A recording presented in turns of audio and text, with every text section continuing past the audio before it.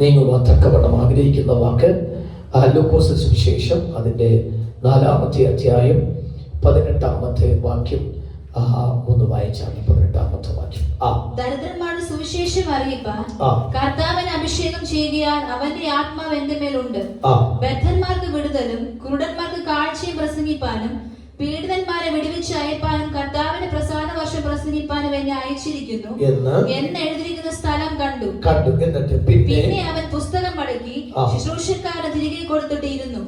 പള്ളിയിലുള്ള എല്ലാവരുടെയും കണ്ണ് അവങ്കൽ പതിഞ്ഞിരുന്നു. അവൻ അവരോട്, ഇന്ന് നിങ്ങൾ എന്റെ വചനം കേൾക്കുകയും ഈ തിരുവഴുത്തിന് നിവർത്തി വന്നിരിക്കുന്നു എന്ന് പറഞ്ഞു തുടങ്ങി. കർത്താവിനെ സ്തോത്രം ചെയ്യാം.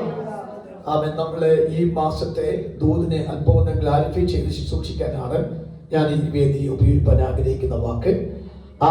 നമ്മൾ ഈ പ്രാവശ്യം എടുത്ത വാക്ക് എന്താകുന്നു? നാം കേട്ട ദൈവശബ്ദം അത് നമ്മൾ കാണും എന്ന വാക്കാണ്.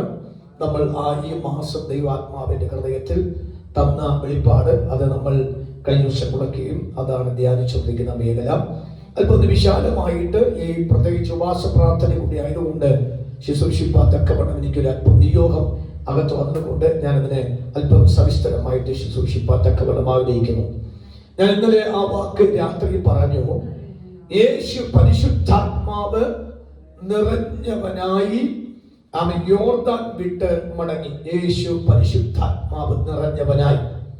അപ്പോൾ യേശു പരിശുദ്ധാത്മാവ് നിറഞ്ഞു, അല്ലെങ്കിൽ യേശുവിനെ പിതാവാം ദൈവം പരിശുദ്ധാത്മാവ് കൊണ്ട് നിറച്ചതിന്റെ ഉദ്ദേശം എന്തെന്ന് 4-ാം അധ്യായത്തിൽ തന്നെ കൊടുത്തിരിക്കുന്ന വാക്ക്. ഒന്ന്, ചില ടെസ്റ്റ് നടക്കണം. ആ ടെസ്റ്റ് നടക്കണമെങ്കിൽ ആ ടെസ്റ്റിൽ വിജയിക്കണം. ആ ടെസ്റ്റിൽ വിജയിക്കണമെങ്കിൽ പരിശുദ്ധാത്മാവില്ലാതെ വിജയിപ്പാൻ തക്കവണ്ണം കഴിയത്തില്ല. അപ്പോ എന്തിനും ഏതിനും എന്താവശ്യമാണ്? പരിശുദ്ധാത്മാവ് ആവശ്യമാണ്. നമ്മൾ ഉണ്ടാക്കുന്ന ആഹാരത്തിനെല്ലാം ഒഴിച്ചുകൂടാൻ പറ്റാത്ത കാര്യമാണ് എന്തിന്റെ സാന്നിധ്യം? ഉപ്പിന്റെ സാന്നിധ്യം. ഉപ്പിന്റെ സാന്നിധ്യം ജെയ്സിന് അവിടെ ഇല്ലാത്തതുകൊണ്ട് സ്വന്തം ചെയ്യുന്നു. ഉപ്പിന്റെ സാന്നിധ്യം ഇല്ലാത്ത ആഹാരങ്ങളൊന്നുമില്ല. അപ്പൊ അർത്ഥം എന്ന് പറയുന്ന കാര്യം ഏതിനും ഉപ്പ് ഒഴിച്ചുവിടാൻ പറ്റാത്ത സാധനമായതുപോലെ തന്നെ ഒരു ആത്മീയ ജീവിതത്തിനകത്ത് പരിശുദ്ധാത്മാവിനെ ഇല്ലാതെ ഒരു സെക്കൻഡ് പോലും ജീവിപ്പാൻ തക്കവണ്ണം കഴിയത്തില്ല. ഏതിലും ഏത് കാര്യത്തിലും പരിശുദ്ധാത്മാവാണ് അധികം പ്രാധാന്യത്തോടെ നിൽക്കേണ്ട മേഖല. നാം ആ ഭാഗത്ത് അല്പം വിശാലമായി ചിന്തിക്കാം.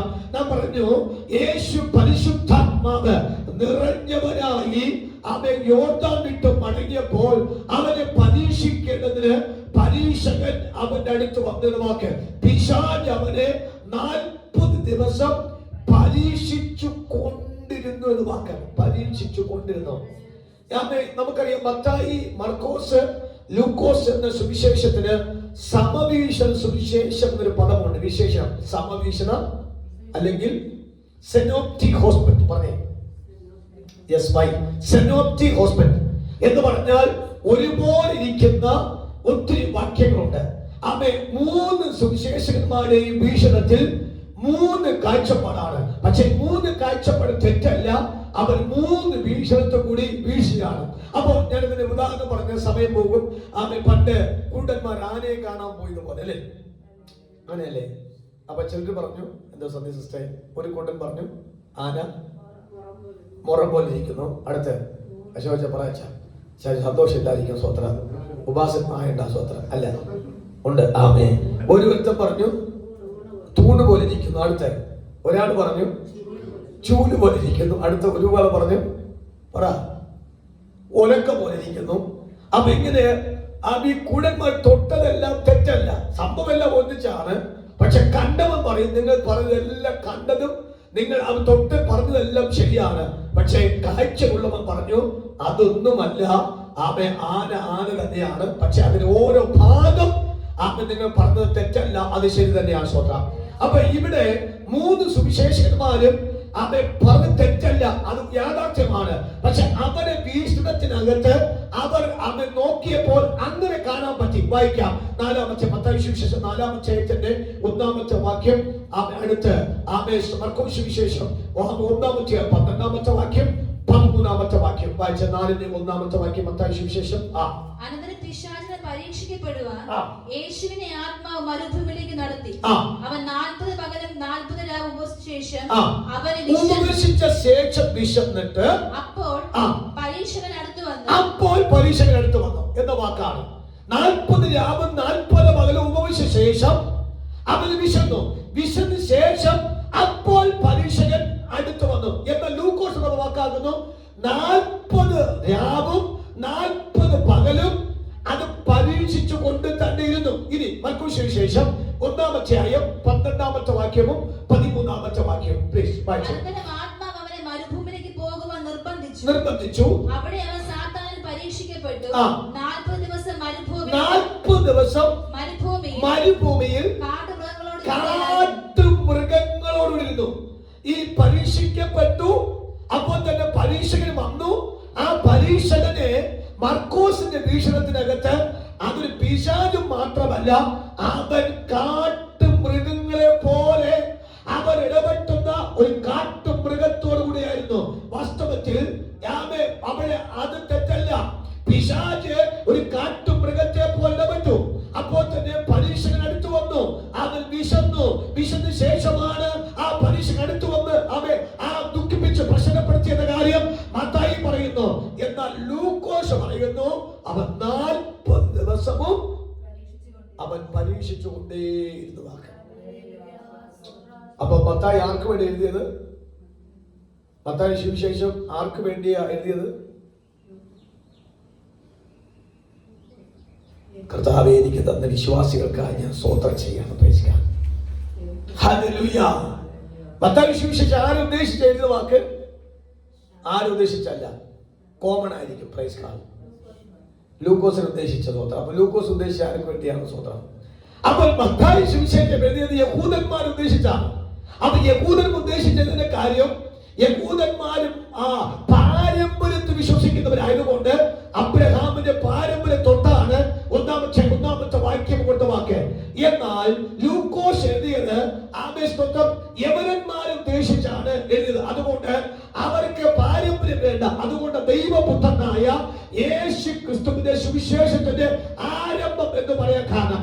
എന്നാൽ ലൂക്കോസ് എഴുതിയത് തെയോഫിലോസ് എന്ന് പറയുന്ന ഒരു സ്കോളർക്ക് വേണ്ടിയാണ് ലൂക്കോസ് എഴുതിയ സ്വന്തം. ഇനി മറക്കോ എന്നിട്ട് പറഞ്ഞേ, ഉദ്ദേശിച്ചെഴുതി. അടുത്ത മാർക്കോസ് എന്നല്ല, ഏത് മാർക്കോസ് എന്ന് എനിക്കറിയാൻ പാടില്ല. ബിനു മാർക്കോസ് ആയിരിക്കും സ്വത്രം വഹിക്കാൻ. ഹല്ലേലൂയ. മാർക്കോസ് ആരെ നോക്കി എഴുതി? യവനന്മാരെ നോക്കി എഴുതി. അടുത്ത ലൂക്കോസ് എഴുതിയത് ഒരു വ്യക്തിയെ നോക്കി, തെയോഫിലോസ് എന്ന് പറഞ്ഞ വ്യക്തിയെ നോക്കി എഴുതുന്ന വാക്ക്. അപ്പൊ ഈ കണച്ച് നോക്കണം. ഒന്ന്, യേശു രാജാവ് നിൽക്കുന്ന വിഷയത്തെ കുറിച്ച് അവൻ മത്തായി കാണിക്കുമ്പോൾ യേശു രാജാവെന്ന് കാണിക്കും യേശുവിനെ കുറിച്ച്. എന്നാൽ മർക്കോസ് യേശു ക്രിസ്തുവിനെ കൊണ്ട് വാക്കന് അവൻ ഭാരം വലിക്കുന്ന ഒരു വ്യക്തിയായിട്ട് അല്ലെങ്കിൽ കാളയ്ക്ക് സദൃശമായി യേശുവിനെ.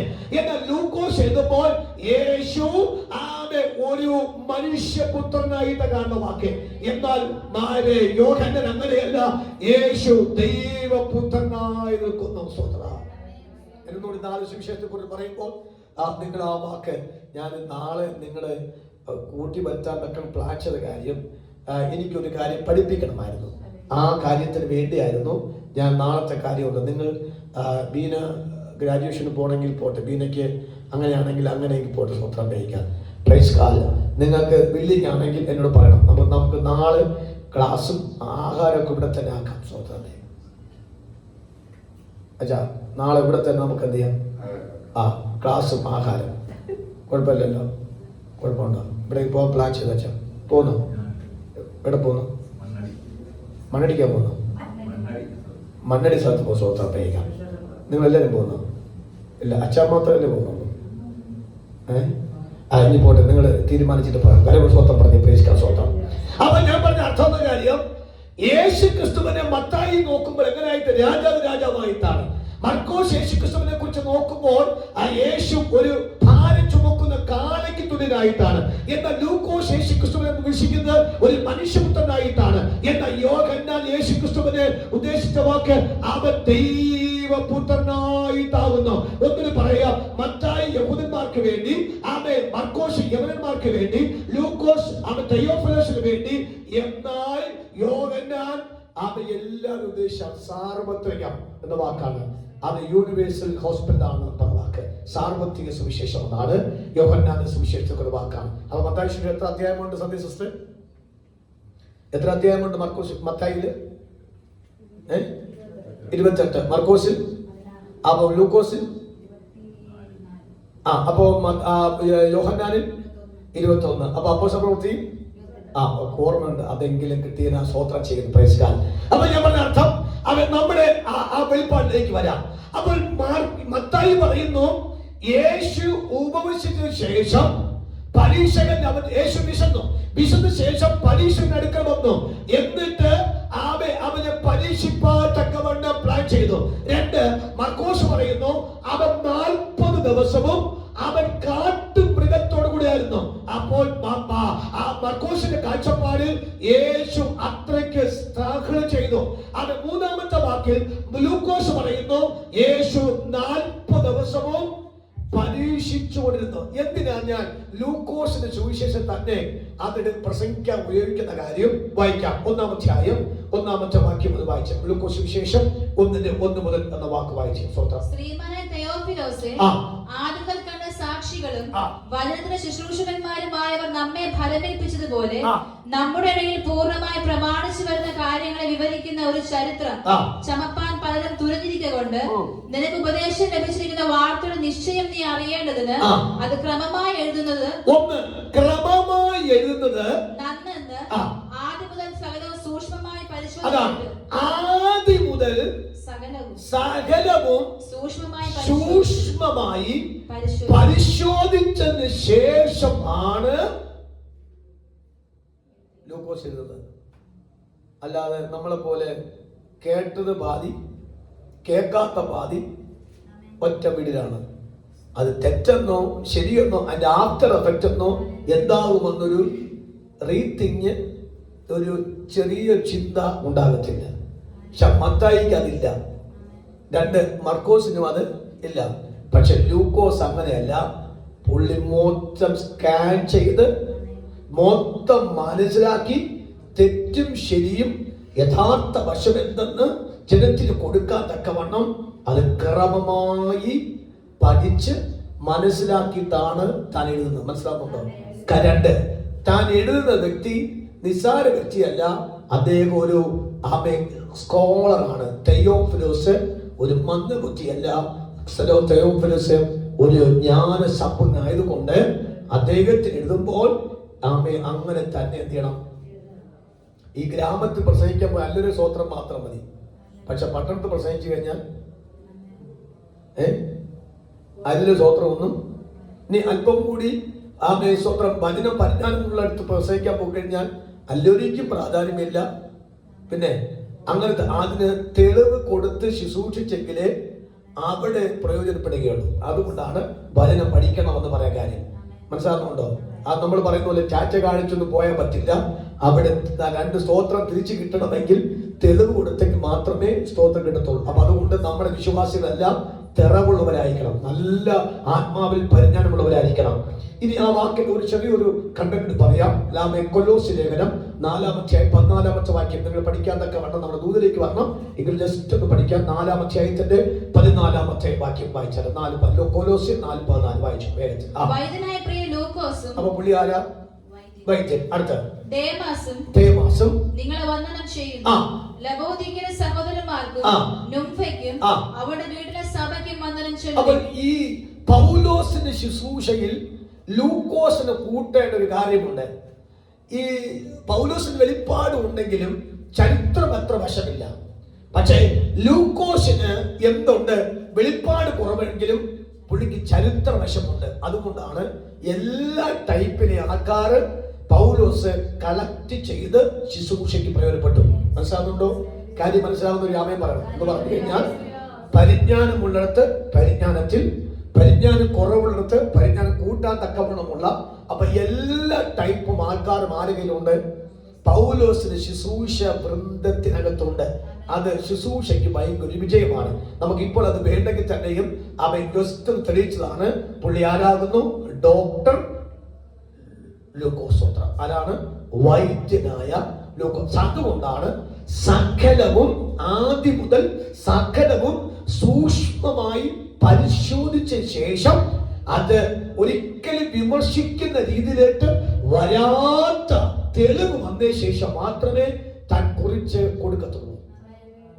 ഈ വിവാദങ്ങളെല്ലാം വരേണ്ട കാര്യം എന്താ? പറഞ്ഞേ, വിവാദം വരേണ്ട കാര്യം എന്താ? ഞാൻ കഴിഞ്ഞ ദിവസം പറഞ്ഞ പോലെ മാത്യൂസ് കോഴിക്കോട്ട് പോയെന്നാണ് പറഞ്ഞത്. പക്ഷെ അത് സംസാരിച്ച് വന്നപ്പോൾ മാത്യൂസ് കോഴിയും കൊണ്ട് പോയെന്നായി സ്വതന്ത്രം. മനസ്സിലാകുന്നുണ്ട്? മാത്യൂസ് എവിടെ പോയതാണ്? നമ്മൾ പറഞ്ഞു, ചാച്ചാ നാളത്തെ രാവിലത്തെ ട്രെയിനിൽ മാത്യൂസ് കോഴിക്കോട്ട് പോയെന്ന് പറഞ്ഞു. അവസാനം പറഞ്ഞു വന്ന സമയത്ത് മാത്യൂസിനെ കാണാനില്ലോ, അവൻ കോഴിയും കൊണ്ട് പോയെന്ന് സ്വതന്ത്രം കഴിയുക. അത് നമ്മൾ സംസാര ശൈലിക്കകത്തുണ്ടാകുന്ന വ്യത്യാസമാണ്. അത് ശരിയാണോ അത് തെറ്റാണോ എന്ന് ചിന്തിക്കാതെ കേട്ട പാതി കേൾക്കാത്ത പാതി പറയുമ്പോഴാകുന്നു അവിടെ വിവാദങ്ങളും വഴക്കുകളും സംശയങ്ങളും ഒക്കെ ഉണ്ട്. അപ്പൊ പെന്തിക്കോസിനകത്ത് ഇത്രയും സംശയം വരേണ്ട കാര്യം വചന പരിജ്ഞാനമില്ലാത്തത് കൊണ്ടാണ്. മനസ്സിലാവുന്നോ? അപ്പൊ അതുകൊണ്ടാണ് ചിലർ പുഴുത്തോല കൊണ്ടുപോകുന്നു, പറഞ്ഞേ കുറച്ച് കഞ്ഞി വെച്ചുകൊണ്ട് പോകുന്നു. പറ, ഇന്നെല്ലാവരും വെള്ള വസ്ത്രം ധരിക്കുകയാണ്. വെള്ള വസ്ത്രം ധരിക്കാത്തവരെല്ലാം ഇന്ന് പറഞ്ഞേ ഇന്നെല്ലാവരും വെള്ള വസ്ത്രം ധരിച്ചു. എവിടെ നോക്കിയാൽ എല്ലാ പള്ളിക്കാരും ഇപ്പോൾ വെള്ളയിലാണ്. എനിക്ക് തോന്നുന്നു കേബ്രാം പറഞ്ഞ പോലെ ആയിരിക്കും എല്ലാവരും വെള്ളയിൽ വരണം. എന്തായാലും വെള്ളിയാഴ്ചയെങ്കിലും എല്ലാവരും വെള്ളയിൽ വന്നതിന് ഓരോ സ്വോത്രം ചെയ്യണം. റോഡ് നോക്കിയപ്പോൾ മൊത്തം വെള്ളയിലാണ് നടക്കുന്ന സ്വോത്രം. അതെ, കസേര ഇരിക്കാത്തവർ, നിലത്തിരിക്കാത്തവരെല്ലാം ദൈവം കസേര മാറ്റിയിട്ട് നിലത്തിരുത്തി പിടിച്ചു. അങ്ങനെയെങ്കിലും ഒരു ഭാഗ്യം കർത്താവ് കൊടുത്തോട്ടെ ഈ ദിവസം. ഓക്കെ, ഞാൻ പറഞ്ഞ അർത്ഥം പോട്ടെ. അപ്പോൾ ഞാൻ പറഞ്ഞ അർത്ഥം, അപ്പൊ സകലവും ആദ്യം സൂക്ഷ്മമായി പരിശോധിച്ച ശേഷമാണ് ലൂക്കോസ്. അതുകൊണ്ടാണ് ഇവിടെ നാം വായിച്ച വാക്ക്, യേശു പിശാചിനാൽ എത്ര ദിവസം? 40 ദിവസവും പരീക്ഷിച്ചുകൊണ്ടിരുന്നു. ഞാൻ ഇതിന്റെ റിസൾട്ട് പറയുമ്പോൾ നിങ്ങൾക്ക് അതുകൊണ്ട് ആട് മനസ്സിലാകാം. യേശു നമുക്ക് ഓരോ സെക്കൻഡും നമ്മൾ എന്തിനാണ് സഞ്ചരിക്കുന്നത്? പരീക്ഷയിൽ കൂടിയാണ് സഞ്ചരിക്കുന്ന വാക്ക്. എന്നാൽ യേശു വിജയിച്ചത് പരിശുദ്ധാത്മാവ് നിറഞ്ഞവനായതുകൊണ്ടാണ്. നാം വിജയിക്കുന്നത് പരിശുദ്ധാത്മാവ് നിറഞ്ഞിരിക്കുമ്പോഴാണ് നമുക്ക് വിജയിക്കാൻ പറ്റുന്ന വാക്ക്. കാര്യങ്ങൾ ഓർത്ത് സ്തോത്രം ചെയ്യാമോ? ആ വാക്ക്. അപ്പൊ അതിനകത്ത് 3 പരീക്ഷകളുണ്ട്. ആ 3 പരീക്ഷ ഞാനിപ്പോൾ തൊടുന്നില്ല. എന്റെ വിഷയത്തിലേക്ക് എനിക്ക് പ്രവേശിക്കാവുന്നതുകൊണ്ട്, അല്ലെങ്കിൽ നമ്മുടെ പ്രോമിസ് വേൾഡിലേക്ക് പ്രവേശിക്കാവുന്നതുകൊണ്ട് ഞാൻ അങ്ങോട്ട് എത്തി പോകുന്നു. എന്റെ സബ്ജക്റ്റ് സ്തോത്രം കണ്ടത് നമുക്ക് എന്ത് ചെയ്യണം? അത് കേട്ടത് അത് കാണണം. അതാണ് നമ്മുടെ സബ്ജക്റ്റ്. ഒരു പ്രാവശ്യം കൂടി വായിക്കാമോ? 16-ാമത്തെ വാക്യം മുതൽ വായിക്കണം. 16-ാമത്തെ വാക്യം മുതൽ. അവൻ നസ്രത്തിൽ വന്നു, ശബ്ബത്തിൽ തന്റെ പതിവ് പോലെ പള്ളിയിൽ ചെന്ന് വായിപ്പാൻ എഴുന്നേറ്റ് നിന്നു. യെശയ്യാ പ്രവാചകന്റെ പുസ്തകം അവന് കൊടുത്തു. അവിടെ പതിവ് പോലെ, അല്ലെ? ആ പതിവ് പോലെ എന്ന് പറയുമ്പോൾ പുള്ളി ഒരു ദിവസം പോലും എന്ത് മുടക്കുന്നില്ല, പ്രാർത്ഥനയോ ആരാധനയോ മുടക്കുന്നില്ല. ഞാൻ അവിടെ ഒരു ചെറിയൊരു ദൈവ നിയോഗം പറയാം. എന്തെങ്കിലും ഒരു ദിവസം നമ്മെ കുറിച്ച് പറഞ്ഞിരിക്കുന്ന കാര്യം ദൈവം കാണിപ്പിക്കും. അത് കാണിപ്പിക്കുന്ന ഒഴുങ്കോടെ ആലയത്തിൽ പോകുന്നവർക്ക് മാത്രമേ അത് എന്ത് ചെയ്യത്തുള്ളൂ. വല്ലപ്പോഴും പോകുന്നവർക്ക് കാണിക്കത്തില്ല. യേശു നമുക്കൊരു മോഡൽ ആയതുകൊണ്ട് യേശു പറയുന്നു, അവൻ പതിവ് പോലെ അത് വളരെ ലൂക്കോസ് വളരെ ഗൗരവത്തോടെ സെർച്ച് ചെയ്തിട്ട വാക്കുകൾ. അവൻ പതിവ് പോലെ, പതിവ് തെറ്റാതെ വണ്ണം അവൻ ആലയത്തിൽ പോകുന്ന, വായിക്കുന്ന, പ്രബോധിപ്പിക്കുന്ന, ധ്യാനിക്കുന്ന ശീലം ഉണ്ടായിരുന്നു. അങ്ങനെ വായിച്ചും ധ്യാനിച്ചും കൂട്ടായ്മ പുലർത്തി തെറ്റാതെ ആലയത്തിൽ പോയത് കൊണ്ട് സംഭവിച്ച വാക്കിലാകുന്നു. അടുത്ത വാക്ക്, അവൻ ചെന്ന് വായിപ്പാൻ എഴുന്നേറ്റ് നിന്നു. അടുത്ത വാക്ക്, യെശയ്യാ പ്രവാചക പുസ്തകം അവന് കൊടുത്തു. അവൻ പുസ്തകം വിടർത്തി. ഓർത്തോണം, അവൻ എല്ലാ ദിവസവും വായിക്കും. ഉൽപ്പത്തി മുതൽ ന്യായപ്രമാണ പുസ്തകം 5 വായിക്കണം. ആ പുസ്തകം അപ്പോൾ തന്നെ പ്രവചന പുസ്തകം വായിക്കണം. ഈ പുസ്തകം മൊത്തം പെന്ററ്റ്യൂക്ക്, കെരൂബിം, നബീം, ഈ 3 പുസ്തകങ്ങൾ വായിക്കണം. പെന്ററ്റ്യൂക്ക് എന്ന് പറയുമ്പോൾ ന്യായപ്രമാണം, കെരൂബിം ചരിത്ര പുസ്തകമാണ്. നബീം എന്ന് പറയുമ്പോൾ അത് കാവ്യ പുസ്തകമാണ്. ഇത് മൊത്തം ഈ യഹൂദർ വായിച്ചിരിക്കണം. ആ കൂട്ടത്തിൽ പ്രവചന പുസ്തകമാണ്. ഇത് കെരൂബിയും തന്റെ കയ്യിലേക്ക് വായിക്കാൻ കൊടുത്തു. അത് വായിക്കാൻ കൊടുത്തപ്പോൾ യെശയ്യാ പ്രവചന പുസ്തകമാണ് അന്ന് കിട്ടിയ സോദര. അപ്പൊ ന്യായപ്രമാണ പുസ്തകം വായിച്ചപ്പോൾ താൻ ഗ്രഹിച്ചു, കെരൂബിയും വായിച്ചപ്പോൾ ഗ്രഹിച്ചു. ഇതൊക്കെ പറയുമ്പോൾ ഗ്രഹിക്കുന്നുണ്ടല്ലോ കെരൂബ്. ഈ എബ്രായ ബൈബിളിന്റെ 3 പുസ്തകമാണ്. ഏതാ 3 പിരിവാണ്? ഏതൊക്കെ? പെന്ററ്റ്യൂക്ക്, കെരൂബിം, നബി. മറക്കരുത്. ഒന്നും പറഞ്ഞേ സന്ദേശം എങ്ങനെ കൊണ്ടുവന്ന കാര്യം ന്യായപ്രമാണ പുസ്തകം ആണ് പെന്ററ്റ്യൂക്ക്, പിന്നെ കെരൂബിം ചരിത്ര പുസ്തകവും പ്രവചന പുസ്തകവും ചേർന്ന് വരുന്ന സാധനമാണ് കെരൂബിം. അടുത്ത് നബി. നമ്മൾ ഉപയോഗിക്കുന്ന സങ്കീർത്തന സദൃശവാക്യങ്ങളൊക്കെ അത് കാവ്യ പുസ്തകമാണ്. അങ്ങനെ അപ്പൊ 3 പുസ്തകമാണ് എബ്രായ ബൈബിളിനകത്തുള്ള അടങ്ങിയിരിക്കുന്ന 3 പിരിവ്. 3 പുസ്തകമല്ല, 3 പിരിവുകൾ. അപ്പൊ ഇത് 3 പിരിവുകളും സ്തോത്രം ഈ യഹൂദന്മാർ വായിച്ചിരിക്കണം. അത് നിർബന്ധമാണ്. അപ്പൊ അന്ന് യേശുവിന് കിട്ടിയത് യെശയ്യാ പ്രവചന പുസ്തകമാണ്. യേശുവിന് കിട്ടിയത് ആ പുസ്തകത്തിനകത്തുള്ള യെശയ്യാ പ്രവചന പുസ്തകം 61-ാം അധ്യായം 12-ാമത്തെ വാക്യം ഒന്ന് വായിച്ച്. 61-ന്റെ 1 മുതൽ 3-ാമത്തെ വാക്യം ആവശ്യമാണ് വായിച്ച. സ്വത്രം 61-ന്റെ 1 മുതൽ 3-ാമത്തെ വാക്യം വരെ വേഗത്തിൽ. സദ്വർത്തമാനം ഘോഷിപ്പാൻ യഹോവൻ അഭിഷേകം ചെയ്തിരിക്കൊണ്ട് യഹോവേ കർത്താവിന്റെ ആത്മാവ് എന്റെ മേൽ ഇരിക്കുന്നു.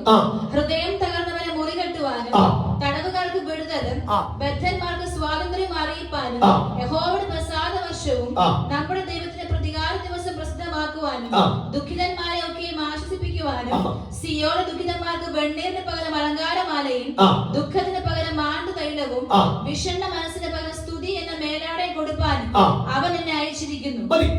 ഇത് യേശു ജനിക്കുന്നതിനും 500 വർഷത്തേക്ക് മുമ്പിൽ പ്രവാചകനെ കൊണ്ട് യെശയ്യാ പ്രവാചകനെ കൊണ്ട് പ്രവചിപ്പിച്ചു. പക്ഷെ അന്ന് പ്രവചിച്ചവനും അറിയത്തില്ല, അന്ന് ഈ പ്രവചനം കേട്ടവർക്കും അറിയത്തില്ല, അത് വായിച്ചവർക്കും അറിയത്തില്ല.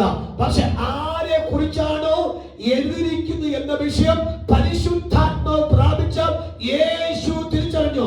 ആ പുസ്തകം യെശയ്യാ പ്രവചന പുസ്തകം 61-ാം അധ്യായത്തിന്റെ ആ തോൾച്ചുകൾ യേശുവിന്റെ കൈ കിട്ടി. യേശു അത് വായിച്ചു വന്നപ്പോൾ പരിശുദ്ധാത്മാവ് അത് ഗ്രഹിപ്പിച്ചു കൊടുത്തു. അപ്പൊ വായിക്കുന്നവർക്ക് മാത്രമേ ഗ്രഹിക്കാൻ പറ്റൂ എന്ന് പറഞ്ഞാൽ എല്ലാവർക്കും അല്ല. പരിശുദ്ധാത്മാവ് നിറഞ്ഞവരായി അത് വായിക്കുന്നവർക്ക് മാത്രമേ തന്നെ കുറിച്ച് പറഞ്ഞിരിക്കുന്ന വിഷയം വരുമ്പോൾ അത് പെട്ടെന്ന് ഗ്രഹിക്കാൻ പറ്റും. ഒന്നിന് പറയാം, ബൈബിൾ വായിക്കുന്ന ദൈവമക്കൾ പറയുന്നു, നിങ്ങൾ പരിശുദ്ധാത്മ പൂർണ്ണരായി വിശുദ്ധ പുസ്തകം വായിക്കുമ്പോൾ ആ പുസ്തകത്തിനകത്ത് നിങ്ങളെ പേര് ക്രിസ്തോഫർ എന്നോ അല്ലെങ്കിൽ നമ്മുടെ ഓരോരുത്തർ പേരോ മെൻഷൻ ചെയ്തിട്ടുണ്ട്. അത് ആത്മാവിൽ ഗ്രഹിക്കുമ്പോൾ പറയണം, ഇത് എന്നെ കുറിച്ച് പണ്ട് ദൈവാത്മാവ് ഞാൻ ജനിക്കുന്നതിന് നൂറ്റാണ്ടുകൾക്ക് മുമ്പാകെ ഞാൻ ആരായി മാറണം, ഞാൻ എന്തായി മാറണം, എന്റെ കുടുംബം എന്തായി മാറണം, എന്റെ തലമുറ എന്തായി മാറണമെന്ന് എഴുതി വെച്ചിട്ടുണ്ട്. അത് കണ്ടുപിടിക്കുന്നതാകുന്നു നമ്മുടെ വിജയം. അത് യിരെമ്യാവ് ആവശ്യം പറഞ്ഞിട്ടുണ്ട്, ഞാൻ എന്റെ ദൈവത്തിന്റെ വചനത്തെ കണ്ടെത്തി പഠിച്ചിരിക്കുന്നു എന്ന് യിരെമ്യാവ് പറഞ്ഞിട്ടുണ്ട്. എന്നർത്ഥം പറയുന്ന കാര്യം അത് ഗ്രഹിപ്പാൻ പരിശുദ്ധാത്മാവ് ആവശ്യമാണ് എന്നാണ്. അതാണ് ഞാൻ 1-ാമത്തെ വാക്യം സ്ഥാപിച്ച വാക്ക്. യേശു പരിശുദ്ധാത്മാവ് നിറഞ്ഞവനായി എന്ന വാക്ക് തൊട്ടതാണ്. എങ്കില് തിരുവഴുത്തിൽ തന്നെ കുറിച്ച് പറഞ്ഞിരിക്കുന്ന കാര്യം ഗ്രഹിക്കുവാൻ കഴിയത്തുള്ളൂ. മനസ്സിലാകുന്നുണ്ടോ? അപ്പൊ ഒന്നുകൂടി പറയാം, വായിക്കുന്ന മുമ്പ് എന്ത് വേണം? പരിശുദ്ധാത്മ വേണം. പരിശുദ്ധാത്മ ഉണ്ടെങ്കിലേ വായിക്കാം. എങ്കിൽ വായിച്ചാലേ നമ്മെ കുറിച്ച് എഴുതിയിരിക്കുന്ന ഇടവും നമുക്ക് കാണാൻ തക്ക കഴിയത്തുള്ളൂ. ഓക്കെ, ആ വാക്ക് കണ്ടു. അപ്പൊ കണ്ടപ്പോൾ കാര്യം മനസ്സിലായി. യെശയ്യാ 61-ാമത്തെ വാക്യം മുതൽ 3-ാമത്തെ വാക്യം വരെ എന്നെ കുറിച്ച് യേശു ക്രിസ്തു പറയുന്നു, എന്നെ കുറിച്ച് എഴുതിയിരിക്കുന്നു എന്ന ഇടം കണ്ടപ്പോൾ തന്റെ ആ പുസ്തകം മടക്കി ശുശ്രൂഷക്കാരന് തിരികെ കൊടുത്തു. ഇത് ഞാനും വർഷങ്ങളായിട്ട് ചെയ്യുന്ന കാര്യമാണ്. ഞാൻ വാരി വലിച്ച് ബൈബിൾ വായിക്കാറില്ല. ഞാൻ ആത്മാവിൽ കോൺസെൻട്രേറ്റ് ലഭിച്ച് വായിച്ചു വരുമ്പോൾ എനിക്ക് ചില ദൂതുകൾ സ്ട്രൈക്ക് ചെയ്യും. അത് ഭയങ്കര സ്പാർക്ക് ചെയ്യും. പെട്ടെന്ന് ഞാൻ ബൈബിൾ അടയ്ക്കും. ഒറ്റ ഉറക്കം. ആ ഉറക്കത്തിനകത്ത് ഇങ്ങനെ ദൂതല്ല എന്നെ എഴുതി കാണിപ്പിക്കും. അതിന് കണക്ഷൻസ് എല്ലാം എഴുതി കാണിക്കും. ഞാൻ ഇവിടെ പ്രസംഗിക്കുന്ന മെസ്സേജുകളെല്ലാം അങ്ങനെ കിട്ടുന്ന വെളിപ്പാടുകളാണ്. ആ വെളിപ്പാട് എന്റെ മെമ്മറി കിടക്കുന്നുണ്ട്, ഇപ്പോഴും ആ മെമ്മറി കിടക്കുന്നുണ്ട്. അതുകൊണ്ടാണ് ഞാൻ എന്തായും ഞാൻ ഏതായി മാറുമെന്ന് എനിക്ക് ആ വചനത്തിന്റെ വെളിപ്പാടുകൾ ഗ്രഹിക്കാൻ പറ്റുന്നതുകൊണ്ട് എനിക്ക് അതിനകത്ത് ഭയങ്കര ധൈര്യമാണ്. Praise the Lord. ഞാൻ നിങ്ങളെ അതിന് അത് കൈമാറുന്നു. അത് നമുക്ക് ഏകാഗ്രതയുടെ ആത്മനിറവിൽ ചില വാക്യങ്ങൾ വായിക്കുമ്പോൾ, ദൂതുകൾ ഗ്രഹിക്കുമ്പോൾ നമുക്ക് ബലപ്പെടുവാൻ കഴിയും. അർത്ഥം അത് എന്നെ കുറിച്ചാണല്ലോ അത് എഴുതിയിരിക്കുന്ന വാക്ക്. അപ്പോൾ യേശു ക്രിസ്തുവിനെ കുറിച്ച് പുസ്തകത്തിനകത്ത് വായിച്ചേ. ഉൽപ്പത്തി പുസ്തകം 3:15 വാക്യം. ഉൽപ്പത്തി 3:15 വാക്യം. 3:15 വായിച്ചേ. 3:15. സ്ത്രീക്കും നിന്റെ സന്തതിക്കും അവളുടെ സന്തതിക്കും തമ്മിൽ ശത്രുത്വം ഉണ്ടാക്കും. അവൻ നിന്റെ തല തകർക്കും, നീ അവന്റെ കുതികാൽ തകർക്കും. അവൻ നിന്റെ തല തകർക്കും, നീ അവന്റെ കുതികാൽ തകർക്കും. ഈ കാര്യം പൗലോസ് തന്റെ ലേഖനം എഴുതിയപ്പോൾ പറഞ്ഞു, അവന് വേഗത്തിൽ സാത്താനെ തന്റെ കാൽ കീഴിൽ ചതച്ച് കളയുന്ന വാക്ക്. സാത്താനെ വേഗത്തിൽ കാൽ കീഴിൽ ചതച്ച് കളയും. അപ്പോൾ യേശുക്രിസ്തുവിനെ കുറിച്ച് വിശുദ്ധ ബൈബിളിനകത്ത് ആദ്യമായിട്ട് പരാമർശിച്ചിരിക്കുന്ന വാക്കാണ് മത്തായി സുവിശേഷം 3-ാം അധ്യായത്തിൽ, ഉൽപ്പത്തി പുസ്തകം 3-ാം അധ്യായത്തിന്റെ 15-ാമത്തെ വാക്യത്തിനകത്ത്. ഓക്കെ, അപ്പൊ ഇവിടെ യേശുക്രിസ്തുവിനെ കുറിച്ച് സ്ഥലം കണ്ടപ്പോൾ യേശുക്രിസ്തു തന്റെ പുസ്തകം മാറിക്കൊടുത്തു. എന്നിട്ട് പറയുന്നു, എന്നെ കുറിച്ച് പറഞ്ഞിരിക്കുന്ന സ്ഥലം കണ്ടതുകൊണ്ട് ഇത് നിവർത്തികരണത്തിലേക്കും അത് വരികയാണ്. ഇനി ഞാൻ ആ ഭാഗം പറയുമ്പോൾ ഇനി ആ ദിവസം ശ്രദ്ധിക്കണം. വായിച്ചേ 22-ാമത്തെ വാക്യം. എല്ലാവരും അവനെ പുകഴ്ത്തി. 1, ദൂത് കേട്ടു, ആ ദൂത് കണ്ടു. എന്നെ കുറിച്ച് പണ്ട് പറഞ്ഞ ദൂത് ഉണ്ടായിരുന്നു. ആ ദൂത് അത് കണ്ടില്ല. അത് കണ്ടപ്പോൾ സമൂഹത്തിൽ നിന്ന് എനിക്ക് ലഭിച്ച ഒരു ഫീഡ്ബാക്ക് ആണ് ഇപ്പൊ വായിച്ചോ. എന്താണ്? പുകഴ്ത്തി. മതി. എന്ത് കിട്ടി? ഫീഡ്ബാക്ക്. എന്താ ഫീഡ്ബാക്ക് കിട്ടിയത്? അത് നമുക്കറിയാം, നമുക്ക് 2 കണ്ണേ ഉള്ളൂ. പക്ഷെ നമ്മെ നോക്കുന്ന കണ്ണ് 1000 കണ്ണുകളാണ്. ആ 1000 കണ്ണ് 99%ഉം നമ്മുടെ കുറവും കുറ്റവും കണ്ടുപിടിക്കേണ്ട കണ്ണാണ്. അതിൽ 1% കണ്ണ് മാത്രമേ ഉള്ളൂ നമ്മൾ നന്മയോ നമ്മുടെ ഭാവിയോ കാണാൻ ആഗ്രഹിക്കുന്ന കണ്ണ്. അപ്പോൾ ഇവിടെ യേശു തന്നെ കുറിച്ച് പണ്ട് പറഞ്ഞ പ്രവചനത്തിന്റെ നിവർത്തികരണം എന്റെ കാലത്തിൽ കണ്ടു എന്ന് പറഞ്ഞപ്പോൾ യേശു പുസ്തകം മടക്കി ശുശ്രൂഷകൻ പ്രവാക്കാകുന്നു. എന്നോട് പറഞ്ഞ ദൂതന് ഇപ്പോൾ നിവർത്തികരണം വന്നു. നിങ്ങൾക്ക് ഗ്രഹിക്കാൻ പറ്റുന്നുവെങ്കിൽ ഒരു സ്തോത്രം നന്നായി കൊടുക്കണം. ഞാൻ പറഞ്ഞ കാര്യം ഗ്രഹിക്കണം. അവൻ കേട്ട കാര്യം യേശു കണ്ടു. കണ്ടപ്പോൾ പറയുന്നു നിവർത്തി ഉണ്ടായി. ഇത് നമ്മളിലേക്ക് ദൂത് വന്നേ. നമ്മെ കുറിച്ച് ഭൂതകാലത്തിൽ സംസാരിച്ച 1000കണക്കിന് വെളിപ്പാടുണ്ട്, ദൂതുണ്ട്. അത് നമ്മുടെ ഈ മാസങ്ങളിൽ അത് കാണണം. ഈ മാസം കണ്ടാൽ ഈ മാസം പറയുന്നു, എന്നോട് പറഞ്ഞ ദൂത് ദൈവം നിവർത്തീകരിച്ചു. അത് യേശു പറഞ്ഞതുപോലെ തന്നെ നമുക്ക് പറയാൻ പറ്റി. കരമടിച്ച് ഈ രാവിലെ സമയം പറയാ, എന്നെ കുറിച്ച് പണ്ട് പരിശുദ്ധാത്മാവ് കുറിച്ച് വെച്ച വെളിപ്പാട് അത് ഞാൻ കണ്ടു. ആ വെളിപ്പാട് കണ്ടു. എന്നെ കുറിച്ച് ദൈവാത്മാ പറഞ്ഞ ആ ദൈവ നിയോഗം ഞാൻ കണ്ടു. കേട്ട മാത്രമല്ല, അത് കാണണം. അത് എനിക്ക് രാവിലെ കാണാൻ പറ്റി. അത് കണ്ടപ്പോൾ മുഖഭാവം മാറി, ഹൃദയത്തിൽ അന്തരീക്ഷം മാറി, കാഴ്ചയ്ക്ക് പ്രകാശം വന്നു, ശോഭയുടെ മുഖം വന്നു. തന്റെ മുഖം കണ്ടപ്പോൾ അത് ആ കേസല്ല, ഞാൻ ദൈവം എന്നോട് പറഞ്ഞ കാര്യം എനിക്ക് ഇന്ന് കാണാൻ പറ്റി എന്ന് പറഞ്ഞുകൊണ്ട് പ്രാഗൽഭ്യത്തോടെ അത് പരിചയത്തോടെ ആ പുസ്തകത്തെ ശുശ്രൂഷകന്മാരെ കൈ തിരിച്ചുള്ള വാക്കാണ്. എന്നോട് പറഞ്ഞ കാര്യം എന്റെ ദൈവം നിവർത്തിച്ചു. ആ നിവർത്തിച്ചപ്പോഴാണ് 22ാമത്തെ എല്ലാവരും മതി. അപ്പൊ അതൊരു ഫീഡ്ബാക്കാണ്, അതൊരു സൈനാണ്, അതൊരു അടയാളമാണ്. ആരെങ്കിലും നമ്മെ നോക്കിയിട്ട് നിങ്ങൾ കൊള്ളാം, നിങ്ങൾക്ക് ദൈവം ചില വാഗ്ദത്തങ്ങൾ നിവർത്തിച്ചു തന്നു, അത് ഞങ്ങൾക്ക് മനസ്സിലായി എന്ന് 2 പേർ നമ്മെ നോക്കി പറയുന്നുവെങ്കിൽ അത് കൺഫർമേഷൻ ആയി. സ്വന്തം അത് ഞാൻ പറഞ്ഞല്ലോ, ഈ വാക്ക് ഈ മാസം നമുക്ക് തിരിച്ചറിയാം. ഞാൻ പറഞ്ഞു വിടുമ്പോൾ അതൊരു സ്കൾപ്റ്റഡ് മെസ്സേജ് അല്ല, അത് പക്ക മെസ്സേജാണ്. അപ്പൊ അതിനകത്ത് ജനം നമ്മെ നോക്കി പറയുന്നു, സിസ്റ്റർ ഞാൻ മനസ്സിലായി കേട്ടോ, നിങ്ങളുടെ വാഗ്ദത്തം നിവൃത്തിയായി, നിങ്ങളുടെ ഉയർച്ചയിൽ ഞാൻ എന്ത് ചെയ്യാൻ സന്തോഷിക്കുന്നു. അപ്പൊ രണ്ടുപേർ നമ്മെ നോക്കി പുകഴ്ത്തുന്നുവെങ്കിൽ അത് നമ്മൾ പറഞ്ഞു ഉയർത്തുകയല്ല, നമ്മെ കണ്ടവർ അനുഭവിച്ചവർ നമ്മെ നോക്കി പറയുന്നു, അവയെ നിങ്ങളെ ഞാൻ അപ്രീഷിയേറ്റ് ചെയ്യുന്നു. അപ്പൊ ചില അപ്രീഷിയേഷൻ, ചില അഭിനന്ദനങ്ങൾ ദൈവാത്മ ഈ മാസം തരുമെന്ന് വിശ്വസിക്കാൻ പറ്റുമോ? കർത്താവ് അത് ദൈവം എന്നോട് ഭൂതകാലത്തിൽ പണ്ട് പറഞ്ഞ ചില വാഗ്ദത്തങ്ങൾ അവ എന്റെ ഈ കാലത്ത് ദൈവം നിവർത്തിച്ച് തന്നതുകൊണ്ട്, അത് നിവർത്തിയിലേക്ക് വന്നതുകൊണ്ട് അവൻ ജനത്തിന് അത് മനസ്സിലായപ്പോൾ ജനം പറയുന്നു, അത് നിന്റെ ഉയർച്ചയിൽ ഞങ്ങൾ സന്തോഷിക്കുന്നു. ആ വാക്ക് കണക്ട് ചെയ്യാം. അടുത്ത വാക്ക് വായിച്ച വാക്ക്, അവന്റെ വായിൽ നിന്ന് പുറപ്പെട്ട ലാവണ്യ വാക്കുകൾ നിമിത്തം ആശ്ചര്യപ്പെടുന്നു. ഞാൻ പറയുന്ന സ്റ്റൈലിൽ ശ്രദ്ധിക്കണം. പുള്ളി അങ്ങ് അടിപൊളിയൊക്കെ മാറി അകത്ത് കയറി വായിക്കുമ്പോൾ യേശുവിനല്ല, വായിച്ചതിന് ശേഷമുള്ള യേശു. മനസ്സിലാവുന്നുണ്ടോ? ഒന്നുകൂടി പറയാം. ദൂതി ഗ്രഹിക്കുന്നതിന് മുമ്പ് യേശുവിന്റെ ഭാവമല്ല. അപ്പൊ നമ്മൾ വായിച്ച വാക്ക് യേശു പതിവ് പോലെ. അപ്പൊ എത്രയോ പ്രാവശ്യം വായിച്ചു, അപ്പോഴേക്കും പുള്ളി ആരായില്ല, ഭാവം മാറിയില്ല, രീതി മാറിയില്ല, ആര് തന്നെ കുറിച്ച് വലിയ പുകഴ്ചയെന്ന് പറയാൻ തക്കവണ്ണം വന്നില്ല. പക്ഷെ തന്നെ കുറിച്ച് പറഞ്ഞ കാര്യം കണ്ടതിന് ശേഷം ആണ് യേശുവിന്റെ നമ്മുടെ നാടൻ ഭാഷ മൂഡ് അങ്ങ് മാറി. പുള്ളി അങ്ങ് ഹീറ്റായി. പുള്ളി സ്റ്റൈല്, ബോഡി ലാംഗ്വേജിൽ വ്യത്യാസമുണ്ടായി, ഭാവം വ്യത്യാസമുണ്ടായി. അപ്പൊ ഇന്ന് രാവിലെ ഒരു പ്രവചനം ഞാൻ പറയട്ടെ.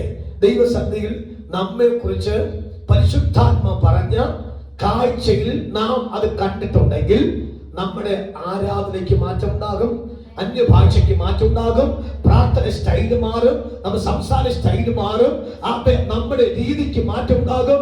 ആത്മാവിൽ നിന്ന് കരമടിച്ചത് പറഞ്ഞു, യേശുവിനെ കുറിച്ച് പറഞ്ഞ കാര്യം കണ്ട ശേഷം യേശുവിന്റെ ഭാവം മാറി, സംസാര സ്റ്റൈല് മാറി. ഈ രാവിലെ അത് ദൈവാത്മാവ് നമ്മെ കുറിച്ച് പറഞ്ഞ കാഴ്ച അവൻ കരമടിച്ചു പറഞ്ഞ കേൾക്കുക മാത്രമല്ല, അത് കാണുമ്പോഴാണ്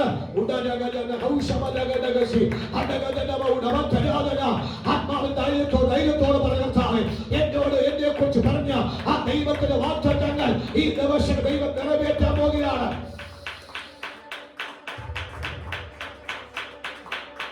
Yes, yes, yes, yes, yes.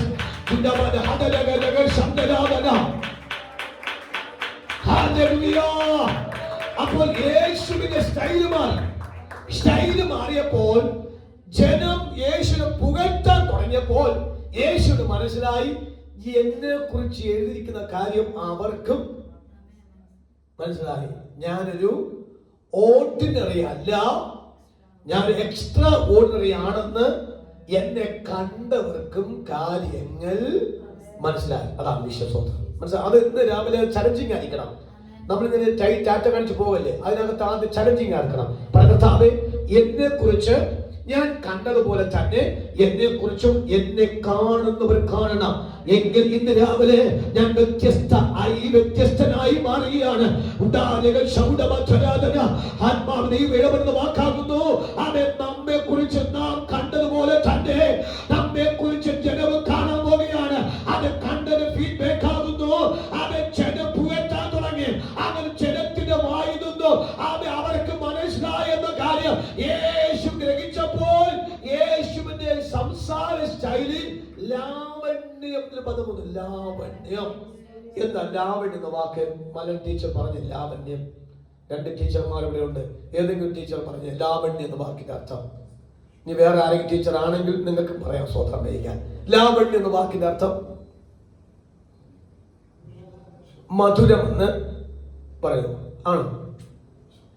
എന്താ അച്ഛൻ പറഞ്ഞില്ലെന്ന് പിന്നെ അച്ഛൻ തന്നെ പറയും. ശോഭയോ? ശോഭനയോ? അല്ല സ്വത്രം. ലാവണ്യം എന്ന വാക്ക് ഇപ്പൊ നിങ്ങൾക്ക് ആർക്കും അറിയത്തില്ല.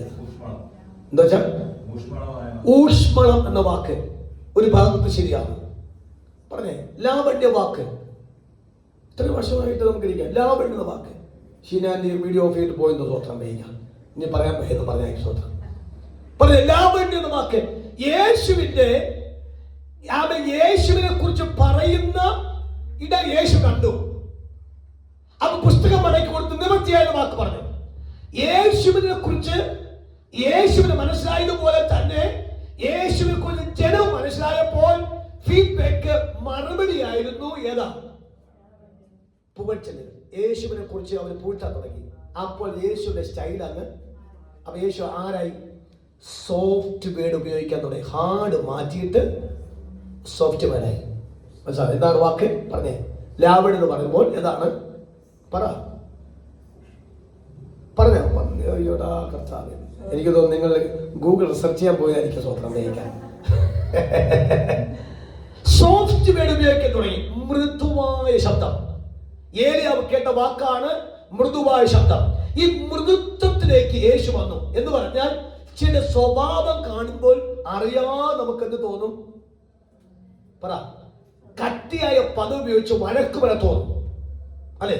പക്ഷേ എന്നാൽ ആ വ്യക്തി നല്ല തലത്തിലേക്ക് ഒരു ശബ്ദം നമുക്ക് തരുന്നുവെങ്കിൽ നമ്മൾ മോനെ, മോളെ, പിന്നെ നമ്മൾ തോന്നുന്നിടത്തൊക്കെ എന്ത് ചെയ്യും? മോളെ, മോനൊക്കെ ചിരിച്ചായിരിക്കും സംസാരിക്കുന്ന വാക്ക്. എന്ന് പറഞ്ഞാൽ നമ്മൾ ആരെന്ന് നമുക്ക് മനസ്സിലായതുപോലെ തന്നെ ജനത്തിന് മനസ്സിലായപ്പോൾ ജനം നമ്മെ കുറിച്ച് എന്ത് പറഞ്ഞു? പുകഴ്ച തന്നപ്പോൾ തിരിച്ച് ജനത്തിന് കൊടുത്ത വേട് ഹാർഡ് വേടല്ല, മൃദുവായ സ്വഭാവം. മനസ്സിലാവും? എന്ത് മനസ്സിലായി? അപ്പൊ നമുക്ക് നമ്മെ കുറിച്ച് മനസ്സിലായാൽ നാം മറ്റുള്ളവർക്ക് എന്ത് തിരിച്ചു കിട്ടും? ഇപ്പൊ ഇന്ന് നമ്മളെ കുറിച്ച് നമുക്ക് മനസ്സിലായി, കണ്ടു. അപ്പൊ സ്വത്ര ബ്യൂട്ടി, ഗ്രേസ് എനിക്ക് മനസ്സിലായി. കാണാതെ പോയപ്പം അവിടെ നിന്ന് സെർച്ച് ചെയ്യാൻ സ്വത്രം വയ്ക്കാൻ. അപ്പോ ഞാൻ പറഞ്ഞ അർത്ഥം മനസ്സിലായല്ലോ. അപ്പൊ നമ്മുടെ ലൈഫിനകത്ത് അവിടെ ഒരു ഫീഡ്ബാക്ക് കിട്ടിക്കഴിഞ്ഞാൽ നമ്മുടെ ഒന്നാമത്തെ പ്രത്യക്ഷത്തിൽ നമ്മുടെ നിലവാരം എന്ന് പറയുന്നത് സോഫ്റ്റ് വേർഡ്, ബ്യൂട്ടി വേർഡ്, ഏറ്റവും നന്നായിട്ട് പദങ്ങൾ ഉപയോഗിക്കും. എന്ന് പറഞ്ഞാൽ ആർക്കും നമ്മൾ ആരല്ല, ഒരു ദുഃഖം കൊടുക്കുന്ന ശബ്ദമല്ല, ആശ്വാസം കൊടുക്കുന്ന ശബ്ദമായി മാറും. അല്പം കൂടി ഞാൻ വാക്ക് 45 സെക്കൻഡാമത്തെ വാക്ക് അറിയാൻ എന്താണ്? പറ വാക്ക്, പറ ഉറക്കെ. എന്റെ ഹൃദയം. അടുത്ത വാക്ക് എന്റെ ഹൃദയ. അടുത്ത എന്റെ നാവ് സമർത്ഥനായ. അടുത്ത വാക്ക് ലാവണ്യം എന്റെ അധരങ്ങളിൽ. ഈ പെൺകുട്ടി അവിടെ പോയിട്ട് ഹാർഡ് വാക്ക് പറഞ്ഞ് അന്ന് ഡിവോഴ്സിന് കിടക്കും. സ്വത്രം ചെയ്യില്ല. അതിന്റെ വാക്കിന് അർത്ഥം അങ്ങനെ. 55 സങ്കീർത്തന്റെ റിസൾട്ട് അതാണ്. ഈ പുള്ളിക്കാരിയെ കല്യാണം കഴിച്ച് മണവാളൻ വീട്ടിൽ കൊണ്ടുപോയി. അവിടെ പോയപ്പോൾ അദ്ദേഹം ചോദ്യത്തിനൊക്കെ തിരിച്ചൊരു കട്ടിയായ വാക്ക് പറയും, നീ വീട്ടിൽ പോയിരിക്കാൻ പറയും. അവിടെയാണ് ലാവണ്യം എന്ന വാക്ക് വരുമ്പോഴാണ് അറ്റാച്ച്മെന്റ്സുകൾ കൂടുന്നത്. വാക്ക് എന്ന് പറഞ്ഞാൽ ബന്ധത്തിന് ആക്കം കൂടുന്ന മൊത്തം വരുന്ന സോഫ്റ്റ് വേർഡാണ്. എന്ന് പറഞ്ഞാൽ ഹാർഡ് വേർഡ് അകച്ച ഉണ്ടാകുമ്പോൾ സോഫ്റ്റ് വേർഡ് ജനത്തിന്റെ ബന്ധങ്ങളെ കൂട്ടും. അപ്പൊ യേശുവും ജനവുമായിട്ട് ഹൈ റിലേഷൻഷിപ്പ് വന്നത് ഈ ദൂത് കിട്ടിയ ശേഷം മാത്രമാണ്. മനസ്സിലാവുന്നുണ്ടോ? എന്ത് മനസ്സിലായി?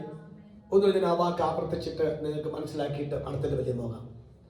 നമ്മെ കുറിച്ച് കാര്യം കണ്ടു, കേട്ടത് കണ്ടു. കണ്ടപ്പോൾ ജനത്തിന് മനസ്സിലായി ഈ വ്യക്തി ഇന്ന വ്യക്തിയാണ്. അപ്പൊ തിരിച്ച് ജനത്തിന് കിട്ടിയ ഫീഡ്ബാക്ക് ആയിരുന്നു പുകഴ്ച, അപ്രീഷിയേറ്റ് ചെയ്യുന്നു. അപ്രീഷിയേഷൻ കിട്ടുമ്പോൾ നമ്മുടെ ബോഡി ലാംഗ്വേജ് എന്ത് ചെയ്യും? മാറും. അപ്പോഴേക്കും മുഖത്തിന്റെ ഭാവം എപ്പോഴും പറഞ്ഞേ, പറ. മുഖത്തിന്റെ ഭാവം എപ്പോഴും പുഞ്ചിരിക്കുന്ന ഭാവമായിരിക്കും. ഇത് പറയുന്ന വേട് മൃദുവായിരിക്കും. മൃദുവാണ് വേട് വരുമ്പോൾ നമ്മെ കേൾക്കുന്നവർക്ക് നമ്മളോട് എന്ത് തോന്നും? അടുപ്പം തോന്നും. ഈ അടുപ്പമാണ് യഹൂദന്മാരും ശാസ്ത്രിമാരും പറഞ്ഞ വാക്കാണ് ജനം അവന്റെ കൂടെ. പറഞ്ഞില്ലേ? ജനം ആരുടെ കൂടെയാണ്? അവന്റെ കൂടെ. ആരുടെ കൂടെ? യേശുവിന്റെ കൂടെ. അപ്പൊ ഈ ജനം യേശുവിന്റെ കൂടെ വരേണ്ട കാര്യമാണ്. യേശുവിന്റെ വായിന്ന് വന്ന ആ ലാവണ്യ വാക്ക് യേശു ലാവണ്യ കിട്ടിയതെങ്ങനാക്കുന്നു? തന്നെ കുറിച്ച് പറഞ്ഞ ആ ദൂത് അത് കണ്ടും അത് ഗ്രഹിച്ചും നിവർത്തിയായെന്ന് യേശു തൃപ്തി വന്നപ്പോഴാണ് യേശുവിനെ കുറിച്ചുള്ള ഒരു മതിപ്പേശുണ്ടായത്.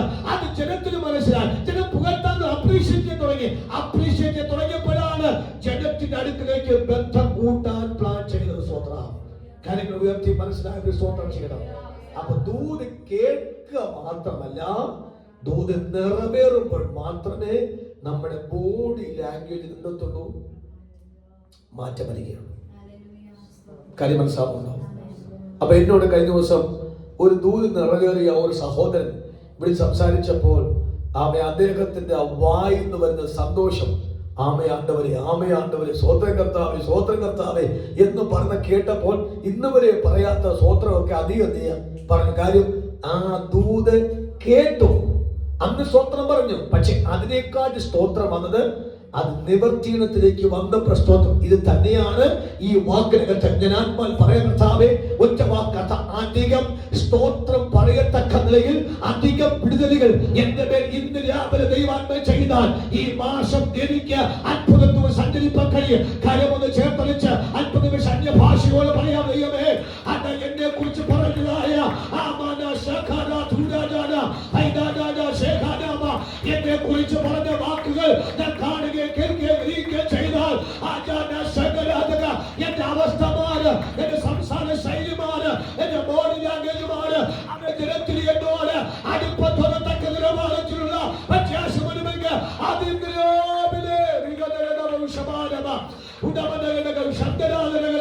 എല്ലാം ചേർന്ന് കരമടിച്ച് ഒന്ന് ആത്മാവി സ്വന്തം ചെയ്യാമോ?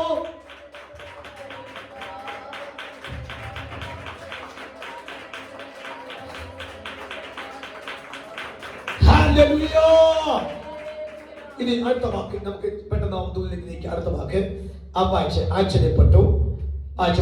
ഇവൻ യോസേഫിന്റെ മകനല്ലയോ എന്ന് പറഞ്ഞു. അടുത്ത വാക്യം, അവൻ അവരോട് വൈദ്യ നിനക്ക് സൗഖ്യമാകുക. യേശു ആരായിരുന്നു? ജോസഫിന്റെ മകൻ. വാസ്തവ യേശു ജോസഫിന്റെ മകനാണോ? അല്ല. പക്ഷെ ജനം അവനെ ഡീക്രെഡിറ്റ് ചെയ്യാൻ നോക്കിയതാണ്. അപ്പോൾ ഈ ദൂത് കിട്ടുന്നവരെയും ഇവരകത്ത് എന്തുണ്ടായിരുന്നു? ഇവൻ 3 കാര്യം ഓർത്താണ്. 1, ഇവൻ നസറേത്തുകാരനല്ലയോ. 2, ഇവൻ യഹൂദനല്ലയോ. 3, ഇവന്റെ അപ്പൻ ജോസഫ് അല്ലയോ, തച്ചന്റെ മകനല്ലയോ എന്ന പദമാണ് അർത്ഥം. അപ്പൊ അത്രയ്ക്ക് വളരെ മോശമായ സംബോധനയും മനോഭാവമായിരുന്നു ആരെ കുറിച്ച്? അതാണ് നിവർത്തിക്കണം വന്നപ്പോൾ തിരുത്തലുണ്ടായത്. കാര്യം മനസ്സിലാകുന്നുണ്ടോ? എന്തോ മനസ്സിലായി? ഒരു സ്വോത്രം ചെയ്യാം. മനസ്സിലാക്കി സ്വോത്രം ചെയ്യണം. ഞാൻ ഇവിടെ പരസ്യമായിട്ടൊരു കാര്യം എനിക്ക് പറയണമായിരുന്നു, ഇപ്പോൾ ഞാൻ പറയുന്നില്ല. അത് മറ്റൊരു സമയം പറയാം. ആ വാക്ക് ശ്രദ്ധിക്കണം.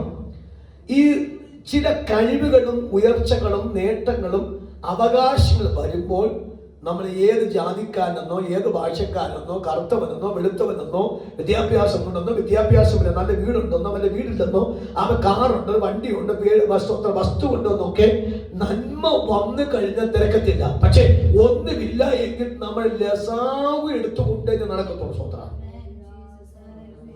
കാര്യം മനസ്സിലാകുന്നുണ്ടോ? എന്ത് മനസ്സിലായി? യേശു യഹൂദനല്ലയോ. 2, യേശു നസറേത്തുകാരനല്ലയോ. ഇത് തച്ചന്റെ മകനല്ലയോ എന്ന് പദം പറഞ്ഞ് യേശുവിനെ ഡീക്രെഡിറ്റ് സ്ഥാനത്ത് നിന്നാണ് പറഞ്ഞ അതേ തന്നെ യേശുവിനെ പുകഴ്ത്താൻ തുടങ്ങി. എന്താ പുകഴ്ത്താൻ കാര്യം? അവനെ കുറിച്ച് എഴുതിയിരിക്കുന്ന സ്ഥലം യേശു കണ്ടു. ജനത്തിന് മനസ്സിലായപ്പോൾ യേശു വ്യത്യസ്തനാണെന്ന കാര്യം മനസ്സിലായി. ഇന്ന് രാവിലെ പരിശുദ്ധാത്മ പറയാ 2026 ഈ ഏപ്രിൽ മാസം 3-ാം തീയതി ഈ ദൂതിനെ ദൈവത്തിന് വേണ്ടി കൈമാറുമ്പോൾ പരിശുദ്ധാത്മ പറയാ നമ്മൾ കേട്ട ദൂത് നിറവേറും. അത് നിറവേറുമ്പോൾ നമ്മെ കുറിച്ച് തെറ്റായ വാക്ക് പറഞ്ഞ അത് തെറ്റായി സംബോധന ചെയ്ത അത് ദിനത്തിനുമാകെ ഒരു തിരുത്തലിൽ ദൈവാത്മ ചെയ്യുമെങ്കിൽ കരുത്തട്ടി സ്വീകരിച്ചു പറയുകമേ.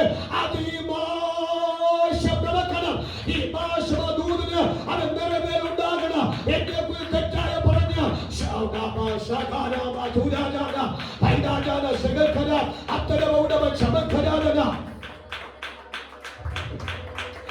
കരമടിച്ചു ചേർന്നാത്മാവേ അവൻ തെറ്റായ ശബ്ദം ഇവൻ ജോസഫിന്റെ മകനല്ലയോ അവൻ എന്ന് പറഞ്ഞ ആ തെറ്റായ ശബ്ദത്തെ അവൻ തിരുത്തലുകൾ നടത്തുവാൻ ഇന്ന് രാവിലെ ഒരു നിറവേറുന്ന ആവശ്യമാണ്.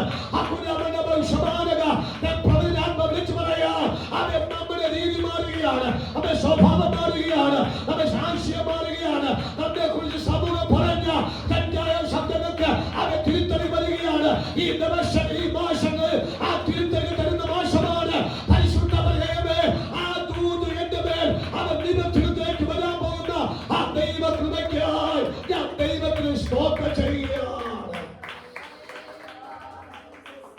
Hallelujah, hallelujah, hallelujah. പരിശുദ്ധാത്മാവിൽ ഞാൻ ദൈവമക്കൾക്ക് ആ ദൂത് ഞാൻ നന്നായിട്ട് ആ വെളിപ്പാട് കൈമാറുകയാണ്.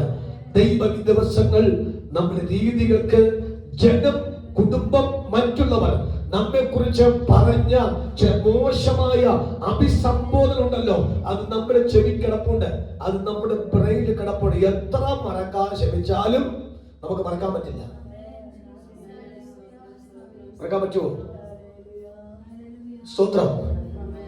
എന്റെ ഒരു ബന്ധു പറഞ്ഞ വാക്കാണ്, അവൻ പിടികരിയും കൊണ്ടാണ്, സ്വത്രക്കാഴ്ച കൊണ്ടാണ് ജീവിക്കുന്നത്. അതുകൊണ്ട് നമ്മൾ അങ്ങനെ ഒരു കാര്യം അവന് വേണ്ടി ചെയ്യേണ്ട ആവശ്യം ഇല്ല. അപ്പൊ ഇന്ന് എന്റെ മനസ്സിൽ കിടപ്പുണ്ട്, സാധാരണ നമ്മൾ പിടികരിയും സ്വത്രക്കാഴ്ച കൊണ്ട് തന്നെയാണ് ഉപദേശം ജീവിക്കുന്നത്. പക്ഷേ അവർ പറഞ്ഞ സ്റ്റൈല്, നമ്മൾ ആരാണ്? ഒന്നുമില്ലാത്ത വ്യക്തി എന്നല്ലേ അതിന്റെ അർത്ഥം. രാവിലെ അങ്ങനെ ഒത്തിരി വ്യക്തികൾ എന്നെ കുറിച്ച് പറഞ്ഞ് എന്റെ ചെവിക്ക കിടപ്പുണ്ട്, എന്റെ ബ്രെയിൻ കിടപ്പുണ്ട്. അതൊരിക്കലും നമ്മൾ മായ്ക്കാൻ ശ്രമിച്ചാൽ മാറത്തില്ല.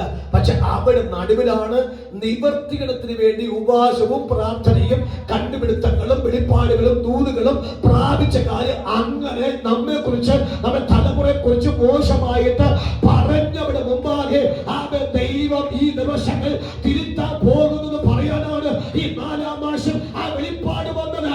ഈ രാവിലെ നമ്മെ കുറിച്ച് തെറ്റായി സംസാരിച്ച, മോശം അഭിസംബോധന ചെയ്ത ആ വിഷയത്തിന് ദൈവം നിവർത്തിക്കണം വരുമ്പോൾ അതിന് തിരുത്തലുണ്ടാകും.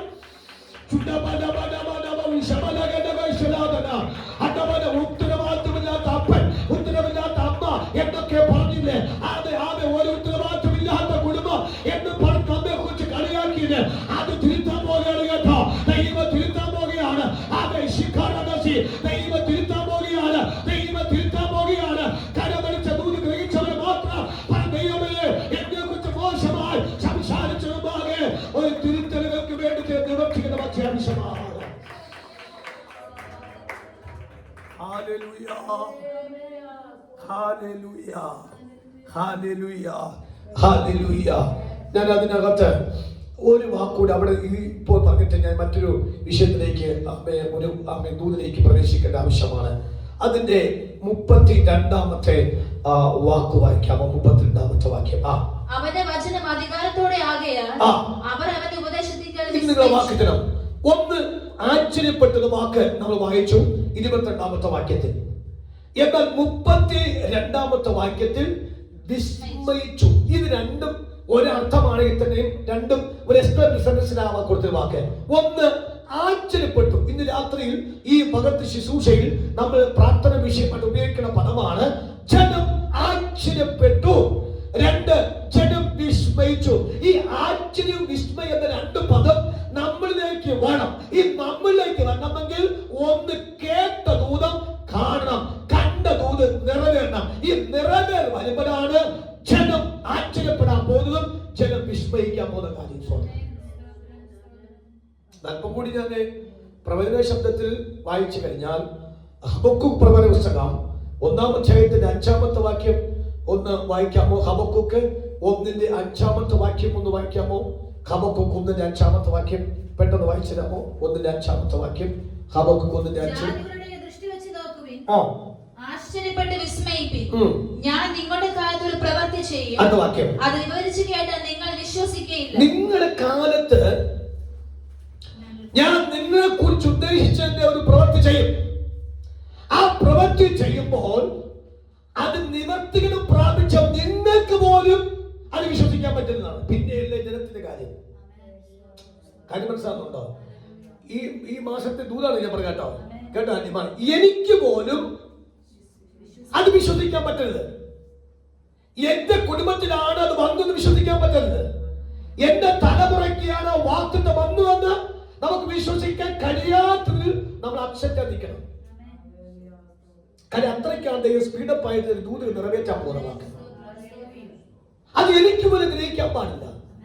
ജാതിക ആശ്ചര്യപ്പെട്ടു, ജാതിക വിസ്മയിച്ചു, യാഥാർത്ഥ്യം. പക്ഷെ ദൂത് നിറവേറൽ പ്രാപിച്ച എനിക്ക് ഇങ്ങനെ വിശ്വസിക്കാൻ പറ്റാതിരിക്കണം. അങ്ങനെ ഒരു ദിവസത്തേക്കാണ് ദൈവം 4-ാം മാസം കർത്താവ് ദൂത് കേൾപ്പിക്കുന്നത്. ഹല്ലേലൂയ. പിശാചുണ്ട്, മനുഷ്യനുണ്ട്, തടയത്തക്ക ഇഷ്ടം, അത് കിടക്കണം. അത് നമ്മളായിട്ട് ബന്ധമല്ല, ദൈവം അവരുമായിട്ട് ബന്ധമാണ്. പക്ഷെ നമ്മുടെ ദൂത് എനിക്ക് ഈ മാസം ഈ ദൂത് നിവർത്തിച്ച് തരണം. എന്നിട്ട് ജനം ആശ്ചര്യപ്പെടണം. ജനം കമ്പൽസറിയാണ്, നിർബന്ധമാണ്. അത് ഞാൻ ഒഴുക്കുമട്ടിൽ പറയരുത്. അത് ഞാൻ ഈ പറയുന്ന പോലെ തന്നെ നിങ്ങൾ പറയണം.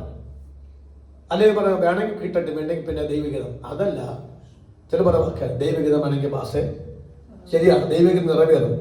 എന്നാൽ നമുക്ക് അതിനകത്തൊരു എഫേർട്ട് ഉണ്ട്, നമുക്ക് അതിനകത്തൊരു ഉത്തരവാദിത്വം ഉണ്ട്. അതുകൊണ്ടല്ലേ 68-4 വാക്യത്തിൽ എന്താ വാക്ക് കാണാൻ പറ. ഇങ്ങനെ മുട്ടായി മേടിച്ചു തരാം, സ്വത്രം കഴിക്കാൻ. എവിടെ കൂടി ഒരു മുട്ടായി കിട്ടും, ശാസ്ത്രം സ്വത്രം കഴിക്കാൻ. മരുഭൂമിക്കൊരു വാഹനമേറി വരുന്നവന്റെ പേര് യാഗെന്നാണ്. ആ യാഗെന്ന ദൈവത്തിന് വഴി നിരപ്പാക്കുവിൻ. 20-ാമത്തെ വാക്യം, ദൈവം നമുക്ക് ഉദ്ധാര ദൈവമെന്നാണ്. അപ്പൊ ദൈവത്തിന് ഉത്തരവാദിത്തമാണ് ഉത്തരിക്കണമെന്ന്. പക്ഷെ ഞാൻ എന്ത് ചെയ്യണം അറിയാമോ? കൈ കിട്ടി കോട്ടുമായിട്ട് പരിപ്പടയും കഴിച്ച് കട്ടൻ ചായ കുടിച്ചിരിക്കാനല്ല. എന്റെ ജോലി എന്ന് പറയുന്ന കാര്യം എനിക്ക് വഴി വെട്ടി നിരപ്പാക്കി കൊടുക്കണം. കഴിഞ്ഞ ദിവസം ഓൺലൈനിൽ ഞാനൊരു വാർത്ത വായിച്ചു. ഒരു പെൺകുട്ടിയാണ്, എനിക്കൊന്ന് 27-30 വയസ്സിനകത്ത് പ്രായമുള്ളൂ. അവൾ 1,50,00,000 രൂപയുടെ ഒരു ഓടി കാറ് വാങ്ങി. അതിന്റെ മുമ്പിൽ നിന്നുകൊണ്ട് അവൾ ഫോട്ടോ എടുത്ത് ഇട്ടു. അപ്പൊ അതിനകത്ത് അവളെ കുറിച്ച് അറിയാവുന്ന മറ്റൊരു വ്യക്തിയാണ് വാക്ക്. ഒറ്റയ്ക്ക് വഴിവെട്ടി വന്ന പെൺകുട്ടിയാണ്. അത് ആ തലക്കെട്ടുണ്ട്, ഒറ്റയ്ക്ക് വഴിവെട്ടി. നമുക്ക് 10 വരെ വെട്ടിയിട്ട് പോലും ഒരു വഴി ഇതുവരെ തെളിയില്ല. സ്വത്രം ആരെയും വെട്ടട്ടെ, പിന്നെ നമ്മളെങ്കിൽ കൂടെ മണ്ണ് വാരി കൊടുക്കാം. ഇതാ നമ്മളിരിക്കുന്ന വാക്ക്. അങ്ങനെ നമുക്ക് വേണ്ടി ആരും വെട്ടാൻ പറ്റില്ല. നമ്മൾ തന്നെ വെട്ടി കയറിയെങ്കിൽ കാര്യം നടക്കത്തുള്ളൂ. നല്ല മനസ്സിലാകുന്നുണ്ടോ? ഒരു സ്വന്തം പറ. എന്നോട് 2-3 പാസ്റ്റർമാർക്ക് ഭയങ്കര പിണക്കമാണ്. ആ പിണക്കമെന്ന കാര്യം, പാസ്റ്റേ ആ പോയ രാജ്യത്തുള്ള നമ്പറില്ല തരാൻ, ആ പോയ സ്ഥലത്തല്ല ഫോൺ നമ്പർ കൊടുക്കാൻ. ഞാൻ പറഞ്ഞു പാസ്റ്റർ നമ്പർ തരാം, അവർ മീറ്റിംഗ് തരണ്ടേ സ്വത്രം ചെയ്യിക്കാൻ. അവസാനം നിങ്ങൾ പറയും പാസ്റ്റർ ക്രിസ്റ്റഫർ ആണ് എനിക്ക് നമ്പർ തന്നു വിട്ട്. അവസാനം എൻ്റെ പേരിന് അവിടെ എന്ത് ചെയ്യാം? ഞാൻ കഴിഞ്ഞ ദിവസം ഒരു പാസ്റ്ററെ ഒരു സ്റ്റേറ്റിൽ എന്നെ കുറേ വർഷം കൊണ്ട് വിളിക്കുകയാണ്. അപ്പം എനിക്ക് അന്ന് പോകാൻ പറ്റിയില്ല. അപ്പം എന്നോട് പറഞ്ഞു പാസ്റ്റർ ബാ. ഞാൻ പറഞ്ഞില്ല ചാ, ഞാൻ വരുന്നില്ല, എനിക്ക് വരാൻ പറ്റുന്ന സാഹചര്യമല്ല. ഞാൻ എൻ്റെ ഒരു കൂട്ടുകാരനുണ്ട്, അദ്ദേഹം നല്ല ശുശ്രൂഷകനാണ്, നല്ല എന്നേക്കാൾ നന്നായി പ്രവചിക്കുന്ന അഭിഷിക്തനാണ്. അദ്ദേഹത്തെ ഞാൻ അയക്കാം. ഞാൻ അദ്ദേഹത്തെ പരിചയപ്പെടുത്തി ആ ശുശ്രൂഷയ്ക്ക് വേണ്ടി 1 മാസത്തേക്ക് വേണ്ടി ആ സ്റ്റേറ്റിൽ അയച്ചു. അപ്പോൾ ഒരു ആഴ്ച കഴിഞ്ഞിട്ട് വാക്കാണ്, ഇനി എന്നാണ് പാസ്റ്റ് വരുന്ന അന്ന് മാത്രം വന്നാൽ മതി, പാസ്റ്റർക്ക് പകരമായിട്ട് ആരെയും അയക്കരുത്. അന്ന് ഞാൻ ഈ കെയർ ഓഫ് എല്ലാം നിർത്തി സ്വത്രം അയക്കാൻ. മനസ്സിലാകുന്നുണ്ട കാര്യമാണ്. നമ്മുടെ പേരിനും ബുദ്ധിമുട്ടുണ്ടായി. പിന്നെ ഞാൻ 10 വർഷം കഴിഞ്ഞിട്ടാണ് ആ സ്റ്റേറ്റ് പോകുന്നത്. 10 വർഷം.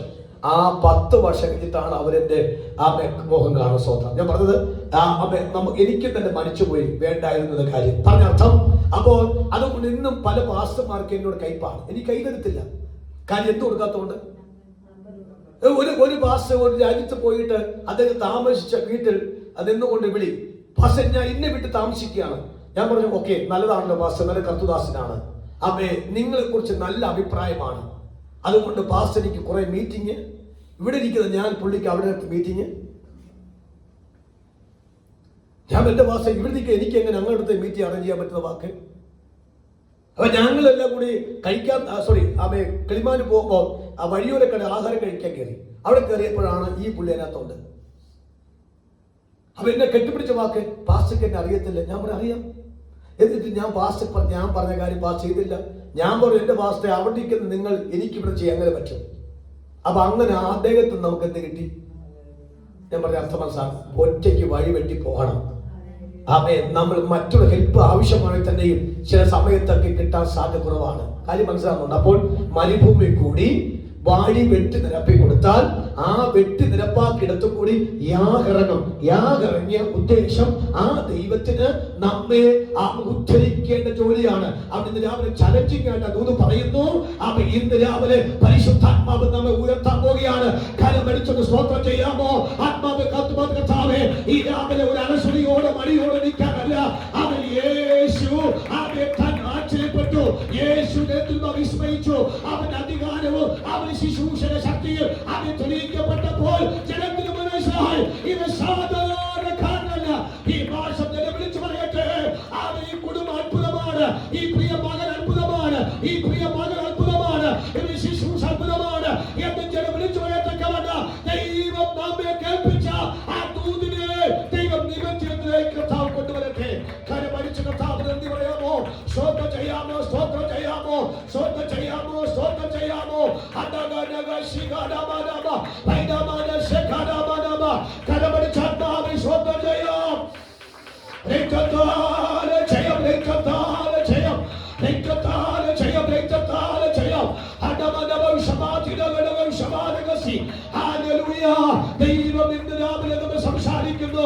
യേശുവിനെ കുറിച്ച് ജനം ആശ്ചര്യപ്പെട്ടതുപോലെ, യേശുവിനെ കുറിച്ച് ജനം വിസ്മയിച്ചതുപോലെ അവൻ എന്റെ ജീവിതത്തിന്റെ അവൻ ദൂരം നിറവേറുമ്പോൾ അതേ ആശയം എനിക്ക് ദൈവാത്മാവ് ചെയ്യാൻ പോവുകയാണ്. ചില ദൂതുകൾ അല്പം താമസിക്കും, നല്ലതാണ്. ഏറ്റവും മേത്തരമായത് വരാത്തക്കവണ്ണം അവിടെ താമസിച്ചതുകൊണ്ട് ആ വിശ്വാസം ദൈവത്തോട് ഒരു കാര്യം പെറുപിറുക്കാൻ പോകരുത്. ആ ദൈവം അത് തക്ക സമയത്ത് കാര്യങ്ങൾ എന്ത് ചെയ്യും? നിവർത്തിക്കും. അത് ശ്രേഷ്ഠമാക്കാൻ തക്കവണ്ണമാണ്. ഞാൻ അല്പം കൊണ്ട് നമുക്കൊക്കെ ഒരു ചെറിയൊരു മോട്ടിവേഷൻ കൂടെ തരാം. തക്കവണ്ണം ഒരു ദൂതിൽ വായിക്കുന്നു. ഉൽപ്പത്തി പുസ്തകം അതിന്റെ 22-ാം അധ്യായം 4-ാമത്തെ വാക്യം കൂടെ യേശുമായിട്ട് കണക്ഷന്റെ മെസ്സേജ് ആണ്. 4-ാമത്തെ വാക്യം 22 4-ാമത്തെ വാക്യം. മൂന്നാം ദിവസം അബ്രഹാം നോക്കി ദൂരത്ത് നിന്ന് ആ സ്ഥലം കണ്ടു. കേട്ടു, കണ്ടു. മെസ്സേജ്. മൂന്നാം ദിവസം അബ്രഹാം അവൻ തന്നോട് പറഞ്ഞ ദൂത് പറഞ്ഞ സ്ഥലത്തെ കുറിച്ച് കണ്ടു. ഇന്ന് രാവിലെ ഞാൻ പറഞ്ഞ ദൂതിന്റെ വ്യത്യാസം ഓർത്തോണം. അത് നമുക്ക് നന്നായിട്ട് അത് ഗ്രഹിച്ചെങ്കിലേ നമുക്ക് പ്രാർത്ഥിച്ചു കയറാൻ പറ്റുകയുള്ളൂ. ഉൽപ്പത്തി പുസ്തകം 12-ാം അധ്യായത്തിന്റെ 2-ാമത്തെ വാക്യത്തിൽ നീ വലിയൊരു ജാതിയായി മാറുമെന്ന് കർത്താവ് പറഞ്ഞു. ആ ദൂതിനെ അവൻ ദൈവാത്മാവ് BC 2066 അബ്രഹാമിന്റെ 100-ാമത്തെ വയസ്സെത്തിയപ്പോൾ അത് നിവർത്തിച്ചു കൊടുത്തു. അത് നിവർത്തിച്ചപ്പോൾ അടുത്ത ദൂത് വരികയാണ്. വായിച്ച 2:21-ാമത്തെ വാക്യം വായിച്ചാൽ അതിനുശേഷം ദൈവം അബ്രഹാമിനെ പരീക്ഷിച്ചത് എങ്ങനെയെന്നാൽ അബ്രഹാമെ എന്ന് വിളിച്ചതിന് ഞാനിതാ എന്ന് അവൻ പറഞ്ഞു. അപ്പോൾ അവൻ നിന്റെ മകനെ നീ സ്നേഹിക്കുന്ന നിന്റെ ഏകജാതനായ ഇസ്ഹാക്കിനെ തന്നെ കൂട്ടിക്കൊണ്ട് മോറിയ ദേശത്ത് ചെന്ന് അവിടെ ഞാൻ നിന്നോട് കൽപ്പിക്കുന്ന ഒരു മലയിൽ അവനെ ഹോമയാഗം കഴിക്കുക എന്ന് അരുളി ചെയ്തു. നോക്കണം, ദൈവം 1-ാമത്തെ പ്രാവശ്യം പറഞ്ഞു ഞാൻ നിന്നെ വലിയൊരു ജാതി. അത് 75-ാമത്തെ വയസ്സിൽ. 100-ാമത്തെ വയസ്സെത്തിയപ്പോൾ ചരിത്രം പറയുന്നത് BC 2066 ആയപ്പോൾ ആ ദൂത് നിറവേറി. ആ ദൂത് നിറവേറിയപ്പോൾ ആ ദൂത് കയ്യിരിക്കുമ്പോൾ തന്നെ അടുത്ത വാക്ക് പറയുന്നു, നീ അതിന് യാഗം കഴിക്കാൻ പറയാം. അതൊരു പരീക്ഷയാണ്. ഞാൻ പറഞ്ഞ വാക്ക് യേശു എന്ന് കിട്ടി, പരിശുദ്ധാത്മ കിട്ടി. ആ പരിശുദ്ധ കിട്ടിയ യേശു കിട്ടി, പരീക്ഷ കിട്ടി. പരീക്ഷ കിട്ടിയ ശേഷമാണ് കണ്ടതും നിവർത്തിക്കണം. ദൂത് കണക്ഷനായോ? ദൂത് കണക്ഷനായോ? ആയില്ലല്ലേ? ബിൻമേരിയാനിക്ക് ദൂത് കണക്ഷനായോ? എന്ത് കണക്ഷനായി? യേശു പരിശുദ്ധാത്മാവ് നിറഞ്ഞു, യേശു പരീക്ഷിക്കപ്പെട്ടു, യേശു തന്നെ കുറിച്ച് ദൂത് കണ്ടു, അത് നിവർത്തനം വന്നു. അതിനുശേഷമാണ് ആശ്ചര്യപ്പെട്ടത്, വിസ്മയിച്ചത്. മെസ്സേജ് കിടക്കണം. എന്നിട്ടാണ് ഉൽപ്പത്തി 12-ാമത്തെ 2-ാമത്തെ വാക്യത്തിൽ ദൂത് വന്നു. ആ ദൂത് കേട്ടു. ഉൽപ്പത്തി 22-ാം അധ്യായത്തിനകത്ത് അത് നിറവേറുന്നു. ആ നിറവേറിയ സമയത്ത് ദൈവം പറയുന്നു ഒരു പരീക്ഷ കൊടുത്തു. നിറവേറിനകത്ത് എന്ത് കൊടുത്തു? ഒരു പരീക്ഷ. ആ പരീക്ഷയിൽ വേണമെങ്കിൽ പിൻവാങ്ങി കുഞ്ഞിനെ കൊണ്ട് പോകാമായിരുന്നു. പുള്ളി പറഞ്ഞ വാക്ക് തന്നവന് ആമേ കൊടുത്തില്ല എങ്കിൽ ആ പരീക്ഷ സക്സസ് ആയി മാറിയില്ലെങ്കിൽ ഒരിക്കൽ പോലും അത് വിജയിക്കാൻ പറ്റും. അപ്പോൾ ഓർത്തോണം, ഏതൊരു ദൂതിന്റെ പുറകിലും എന്തുണ്ട്? ഒരു ടെസ്റ്റ് ഉണ്ട്, പരീക്ഷ ഉണ്ട്. പലരും പിന്മാറിപ്പോകുന്ന സമയം എവിടെയാണ്? എവിടെ? ഈ പരീക്ഷ വരുമ്പോൾ പിന്മാറിപ്പോകുന്ന കാര്യം. അപ്പോൾ പരീക്ഷയ്ക്ക് ലോങ് പീരീഡ് അല്ല, പരീക്ഷയ്ക്ക് ഒരു ഷോർട്ട് പീരീഡാണ് ആദ്യം പഠിക്കണം. മനസ്സിലാവുന്നുണ്ട്? എത്ര പേർക്ക് മനസ്സിലാവുന്നുണ്ട്? പരീക്ഷയ്ക്ക് എന്തില്ല, ഈ നമ്മൾ പുട്ടിന് തേങ്ങ പിടുന്ന അതിന്റെ ലെന്ത് എത്ര വെച്ചാ? പുട്ട് പുട്ടുണ്ടാക്കുമല്ലോ, സ്വത്രം കഴിക്കാൻ. ഒരു ചെറിയ ഒരു പ്ലാവിന്റെ ഇലയുടെ അല്ലേ എൻ്റെ ബിന്മേരിയാൻ്റെ ഇതൊന്നും പൊടി കുറവും തേങ്ങ കൂടുതൽ, അത് അരിപ്പേണ്ട മസാല സ്വത്രം കഴിക്കുക. സ്വത്രം അതുപോലെ ഒരു പുട്ടിന്റെ ഇടയിൽ തേങ്ങ പിടുന്ന ഒരു പ്ലാവിന്റെ ഇലയുടെ അത്ര കനം മാത്രമേ ഉള്ളൂ. പക്ഷെ ആ പുട്ട് മൊത്തം ടേസ്റ്റ് ആക്കി മാറി. ഇതുപോലെ തന്നെയാണ് ആ പരീക്ഷയ്ക്ക് ഷോർട്ട് പീരീഡാണ്, ഒരു ചെറിയ ലഭ്യതയേ ഉള്ളൂ. പക്ഷെ വാഗ്ദത്തമോ ഏറ്റവും ശ്രേഷ്ഠമാക്കുന്നതാണ്. അപ്പൊ അതേ ആശയം തന്നെയാണ് വാക്ക്. ആ പരീക്ഷയിൽ അവർ എന്തായി മാറി? സക്സസ് ആയി മാറി. അതുകൊണ്ടാണ് ആ 4-ാമത്തെ വാക്യം, അവർ പുറപ്പെട്ട് 3-ാം ദിവസം ആയപ്പോൾ തന്നെ കുറിച്ച് പറഞ്ഞ വിഷയത്തിന്റെ മേഖല കണ്ടു. ഇനി ഞാൻ ആ ഭാഗം ഒന്ന് സ്ഥാപിക്കാൻ പോവുകയാണ്. ഇനി വായിച്ച 12-ാമത്തെ വാക്യം വായിച്ച സ്വന്തം 12-ാമത്തെ വാക്യം മുതൽ. ബാലന്റെ മേൽ കൈവയ്ക്കരുത്, അവനോടൊന്നും ചെയ്യരുത്. നിന്റെ ഏകജനനെ തരുവാൻ നീ മടിക്കായത് കൊണ്ട് നീ ദൈവത്തെ ഭയപ്പെടുന്നു എന്ന് ഞാൻ ഇപ്പോൾ അറിയുന്നു എന്ന് അവൻ അരുളി ചെയ്തു.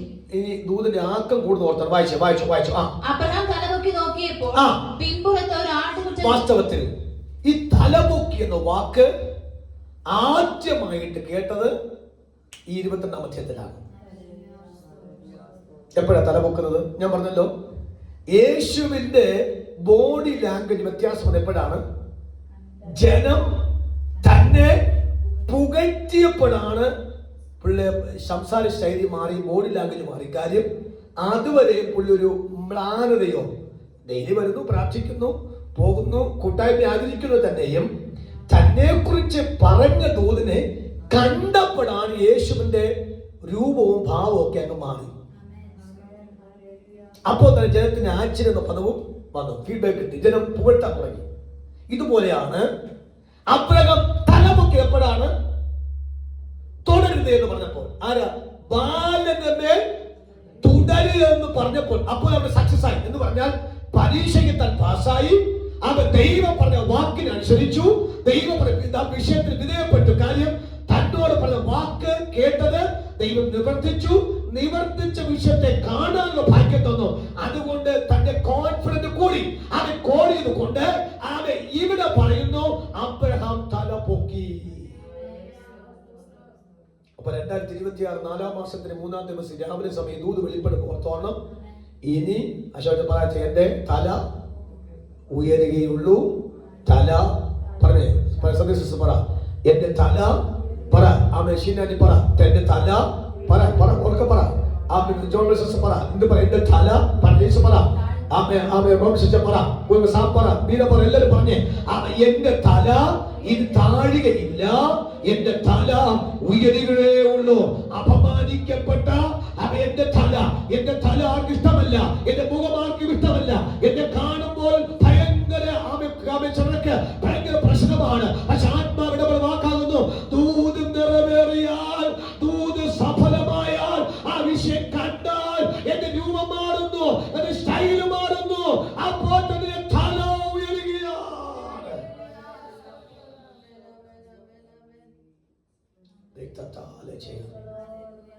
അപ്പൊ ഇന്ന് ഈ പ്രാർത്ഥന കഴിഞ്ഞ് മടങ്ങിപ്പോ എങ്ങനെ പോകുന്നു? ഉയർന്ന തലയുമായി, അഭിമാനത്തോടെ തല ഉയർത്തമായി. ഹല്ലേലൂയ. അതാ 32-ാമത്തെ ലൂക്കോസ് 4:32 വാക്യത്തിൽ വായിച്ചവന്റെ അധികാരം, അവന്റെ ശബ്ദം, അവന്റെ പ്രവൃത്തി കണ്ടപ്പോൾ ജനം വിസ്മയിച്ചു. അതിനർത്ഥം അവൻ തല ഉയർത്തിയെന്നാണ്. ഇന്ന് രാവിലെ നമ്മെ കുറിച്ച് തെറ്റും മോശമായ അഭിസംബോധന ചെയ്ത് നമ്മെ തലതാഴ്ത്തി കെട്ടുമെന്നൊക്കെ പറഞ്ഞതിനുമ്പാകെ തല പൊക്കി സഞ്ചരിക്കുന്ന ഘട്ടത്തിലേക്കാണ് ഈ 4-ാമത്തെ മാസം ഈ ദൂതനെ കർത്താവ് കൊണ്ടുവന്നത് കൊണ്ട് കരമുയർത്തി കർത്താവിന് സ്തോത്രം ചെയ്യാമോ? ഇനി തല ഉയർത്തി അടുത്ത വാക്യം 13-ാമത്തെ വാക്യം മുതൽ വായിച്ചു. അബ്രഹാം തല പൊക്കി നോക്കിയപ്പോൾ പിൻപുറത്തൊരു ആട്ടുകൊറ്റൻ കൊമ്പ് കാട്ടിൽ പിടിപെട്ട് കിടക്കുന്നത് കണ്ടു. അബ്രഹാം ചെന്ന് ആട്ടുകൊറ്റനെ പിടിച്ചു, തന്റെ മകന് പകരം ഹോമയാഗം കഴിച്ചു. അബ്രഹാം ആ സ്ഥലത്തിന് യഹോവ ഈരെ എന്ന് പേരിട്ടു. എനിക്ക് അവിടെയാണ് അല്പം ശുശ്രൂഷിക്കണം, പക്ഷേ ഞാൻ അത് എടുക്കുന്നില്ല. അബ്രഹാം ആ സ്ഥലത്തിന് യഹോവ ഇരേ എന്നൊരു വാക്ക് ഉപയോഗിച്ചു. അപ്പൊ ബൈബിളിനകത്ത് ആദ്യമായിട്ട് പേരിട്ട വ്യക്തി മനുഷ്യന്റെ സ്ഥാനത്ത് അബ്രഹാമാണ്. പിന്നെയാണ് ഇസഹാക്കും യാക്കോബൊക്കെ പേരാൻ തുടങ്ങിയത്. അപ്പൊ ഇതിനകത്ത് നമ്മൾ ഒത്തിരി വെളിപ്പാടെടുക്കേണ്ട ആവശ്യമാണ്. ചില നിറവേറലുകൾ വരുമ്പോഴാണ് പേരിടാൻ തക്കവണ്ണം തോന്നുന്ന സ്വന്തം വരിക. അപ്പോൾ നമ്മൾ പറഞ്ഞല്ലോ, കേട്ടു, കണ്ടു, നിവൃത്തിയിടം വന്നു.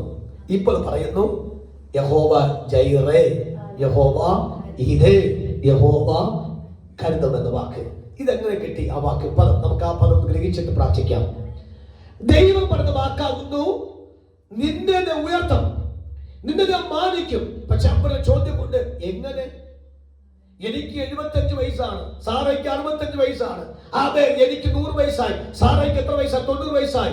ആകെപ്പാട് നിർജീവത്വം നിൽക്കുന്ന അന്തരീക്ഷത്തിന് മുമ്പാകെ എങ്ങനെ, എപ്പോൾ എന്ന ചോദ്യമായിട്ട് സഞ്ചരിക്കുന്ന മേഖലയ്ക്കകത്ത് എങ്ങനെ സംഭവിക്കും? അവിടെ ദൈവം സൈലന്റ് ആയിട്ട് പറഞ്ഞു ഇരയെന്ന്. അതാരും കേട്ടില്ല, അബ്രഹാം കേട്ടില്ല. പക്ഷേ അബ്രഹാം അത് എപ്പോഴാണ് ഗ്രഹിച്ചത്? യാഗം കഴിച്ച് പരീക്ഷ കഴിഞ്ഞ് താഴോട്ട് വരുമ്പോഴാണ് അബ്രഹാമിനെ കുറിച്ച് ദൈവം പണ്ട് പറഞ്ഞ വാക്ക് ഇരേ എന്ന പദം ഇവിടെ തനിക്ക് പ്രത്യക്ഷത്തിൽ വെളിപ്പെടുവാനായി. Thank you Lord, thank you Lord. ഇന്ന് രാവിലെ മാതാപിതാക്കളോട് കർത്താവിന്റെ നാമത്തിൽ ഞാൻ അബൂദിനെ പറഞ്ഞ് പ്രാർത്ഥിക്കാൻ പോകുമ്പോൾ ഓർത്തോളണം, നമ്മൾ കാണാത്ത, നമ്മൾ കേൾക്കാത്ത, നമ്മൾ ഗ്രഹിക്കാത്ത, നമ്മൾ ഒരിക്കൽ പോലും മനസ്സിൽ തോന്നാത്ത ചില ഉയർച്ചകൾ ദൈവം നമുക്ക് വേണ്ടി വെച്ചിട്ടുണ്ട്. അത് കാണുമ്പോൾ നാം ആശ്ചര്യപ്പെടും, നാം വിസ്മയിക്കും. അത്ര അതിശ്രേഷ്ഠമായ ഒരു കാര്യമാണ് ദൈവം നമുക്ക് വെച്ചിരിക്കുന്ന കാര്യം. എത്രയൊക്കെ ഇന്ന് രാവിലെ സമയം ദൈവാത്മാവിൽ ആ ദൂത് വരുമ്പോൾ അത് ഗ്രഹിക്കാൻ പറ്റുന്നു, അത് സ്വീകരിക്കാൻ പറ്റുന്നുണ്ട്. ഒരു പ്രാവശ്യം കൂടി കലമടിച്ചെന്ന് പറയാമോ? എന്റെ ദൈവമാർ കണക്കാരനല്ല, ദൈവമാർ കണക്കാരനല്ല, എന്റെ ദൈവമാർ കണക്കാരനല്ല. അബ്രഹാമിന് വേണ്ടി, ഇസഹാക്കിന് വേണ്ടി, യാക്കോബിന് വേണ്ടി കരുതി വെച്ച അതേ ദൈവം അവർ കേട്ടു, അത് ഇപ്പോഴേ കണ്ടു.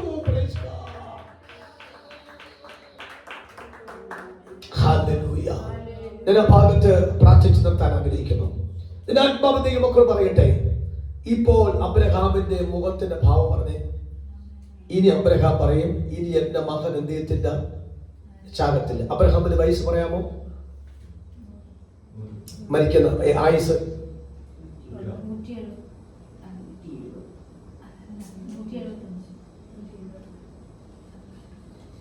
എവിടെയെങ്കിലും നിൽക്കി സ്വത്രം ഞാൻ ഇത്രയും കണ്ടശോഭ ചെയ്തിട്ട് എനിക്ക് കിട്ടിയ മറുപടി ഇങ്ങനത്തെ മറുപടികളാണ്. സ്വത്രം ചെയ്യുക മതി, ഇനി നീ ഒന്നും പറയണ്ട. സ്വത്രം ചെയ്യുക. അബ്രഹാമിന്റെ വയസ്സ് ജയ്സ് പറഞ്ഞു 175. മരിക്കുന്നവരെ തന്റെ അകത്ത് പേടിയില്ല, തന്റെ മകൻ മരിക്കുമെന്ന്. അത് പറയാൻ ഞാൻ വാക്ക് പറഞ്ഞത്. കാര്യം ഇസഹാക്കുമായിട്ട് ബന്ധപ്പെട്ട കാര്യത്തിനാണ് പറഞ്ഞാക്കിയ യഹോവ ജൈറേ. ഈ ഒരു വാക്ക് കിട്ടാൻ അബ്രഹാം കൊടുത്ത വില ചില്ലറ അല്ലെന്ന കാര്യമാണ് വാക്ക്. ഈ ഒരു വാക്ക് കിട്ട അബ്രഹാം കൊടുത്ത വില നിസ്സാരമല്ല. അപമാനം സഹിച്ചു, ക്ഷാമം സഹിച്ചു, ജീവിതത്തിൽ പരിഹാസം സഹിച്ചു, അബദ്ധം വന്നു, ഇതെല്ലാം വന്നു. അവൻ തനിക്ക് ഒരു ഇസ്മായിലിനെ കിട്ടി. പക്ഷെ സാറയ്ക്ക് വെളിപ്പാട് കിട്ടു, അവരൊരു പരിഹാസിയാണ് കിട്ടി. അവൻ കർത്താവ് ഒരു പരിഹാസിയാണ് ഞാൻ പ്രതീക്ഷിച്ചത് അല്ല. എന്നെ കോമൺ ആയിട്ട് ഇഷ്ടമുള്ള ആൾക്കാർ പരിഹസിക്കുന്നു. എന്റെ വീട്ടിനകത്തുള്ള എന്റെ മകനും എന്നെ പരിഹസിക്കാൻ വന്നാലോ? സാറ പറഞ്ഞു, വേണ്ട, ഈ പരിഹാസിയുമായിട്ട് എന്റെ കുഞ്ഞ് ജീവിക്കേണ്ട ആവശ്യമില്ല.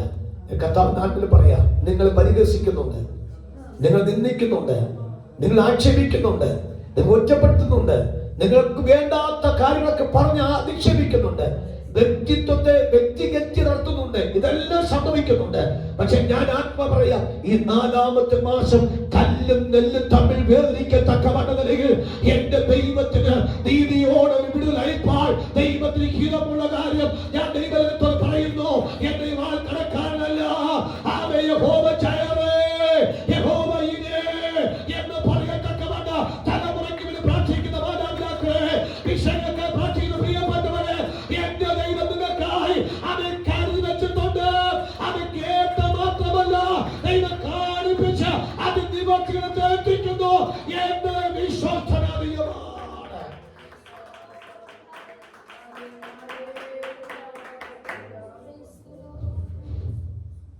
മരിക്കുന്നവരെയും യഹോവ ഈരേ എന്ന പദം അബ്രഹാമിന്റെ ജീവിതത്തിൽ ഈ 22-ാം അധ്യായത്തിന്റെ ഈ 14-ാമത്തെ വാക്യം മുതൽ അബ്രഹാം അനുഭവിക്കാൻ തുടങ്ങി. തന്റെ ജീവിതത്തിനകത്ത് ഇസഹാക്കിന് വേണ്ടി ഒരു വിവാഹം നടക്കണമായിരുന്നു. നമുക്ക് ആവശ്യം അറിയാം.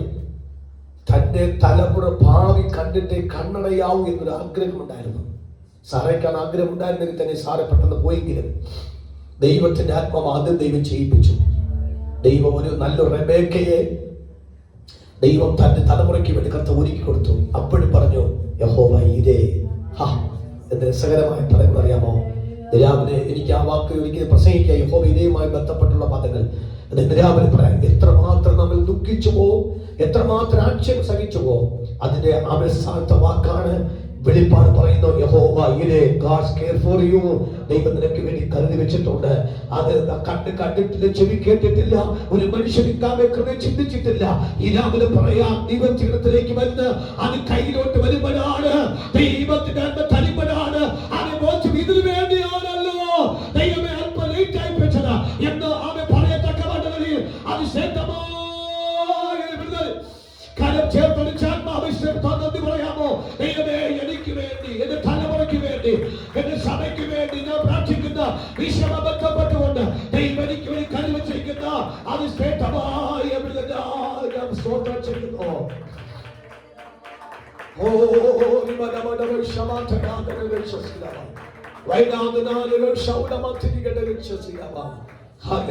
നമ്മുടെ കണ്ണുകടയ്ക്കാം, നമുക്ക് പറയാം കേട്ടു കർത്താവേ. അത് ചിലതൊക്കെ മറന്നു പോയിട്ടുണ്ട്. പക്ഷെ നിവർത്തിനത്തിലേക്ക് വന്നപ്പോഴാണ് ഇത് ദൈവം എന്നോട് പണ്ടേ പറഞ്ഞ കാര്യമായിരുന്നല്ലോ. അതെനിക്ക് എന്റെ പ്രായത്തെ കാണാൻ പറ്റി. 175-ാമത്തെ വയസ്സിൽ അബ്രഹാം മരിക്കുമ്പോൾ തൃപ്തനായിട്ടാണ് മരിച്ചത്. 180-ാമത്തെ വയസ്സിൽ ഇസഹാക്ക് മരിക്കുമ്പോഴും തൃപ്തനായിട്ടാണ് മരിക്കുന്നത്. 147-ാമത്തെ വയസ്സിൽ യാക്കോബ് മരിക്കുമ്പോഴും തൃപ്തനായിട്ടാണ് മരിക്കുന്നത്. അവൻ 110 വയസ്സ് പ്രായമുള്ള ജോസഫ് മരിക്കുമ്പോഴും തൃപ്തനായിട്ടാണ് മരിക്കുന്നത്. ഇതിന് കാരണം ഒരപ്പൻ്റെയോട് ദൈവം പറഞ്ഞു, നിനക്ക് വേണ്ടി ഞാൻ കരുതിയിട്ടുണ്ട്.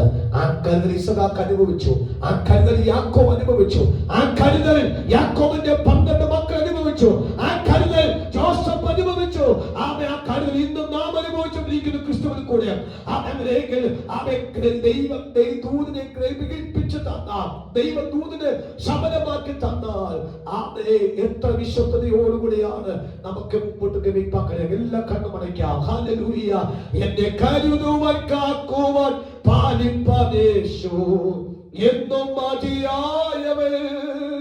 എന്റെ കരുതുവാൻ കാക്കുവാൻ പാലിപ്പനേശു എന്നും മതിയായവൻ. എന്റെ കരുതുവാൻ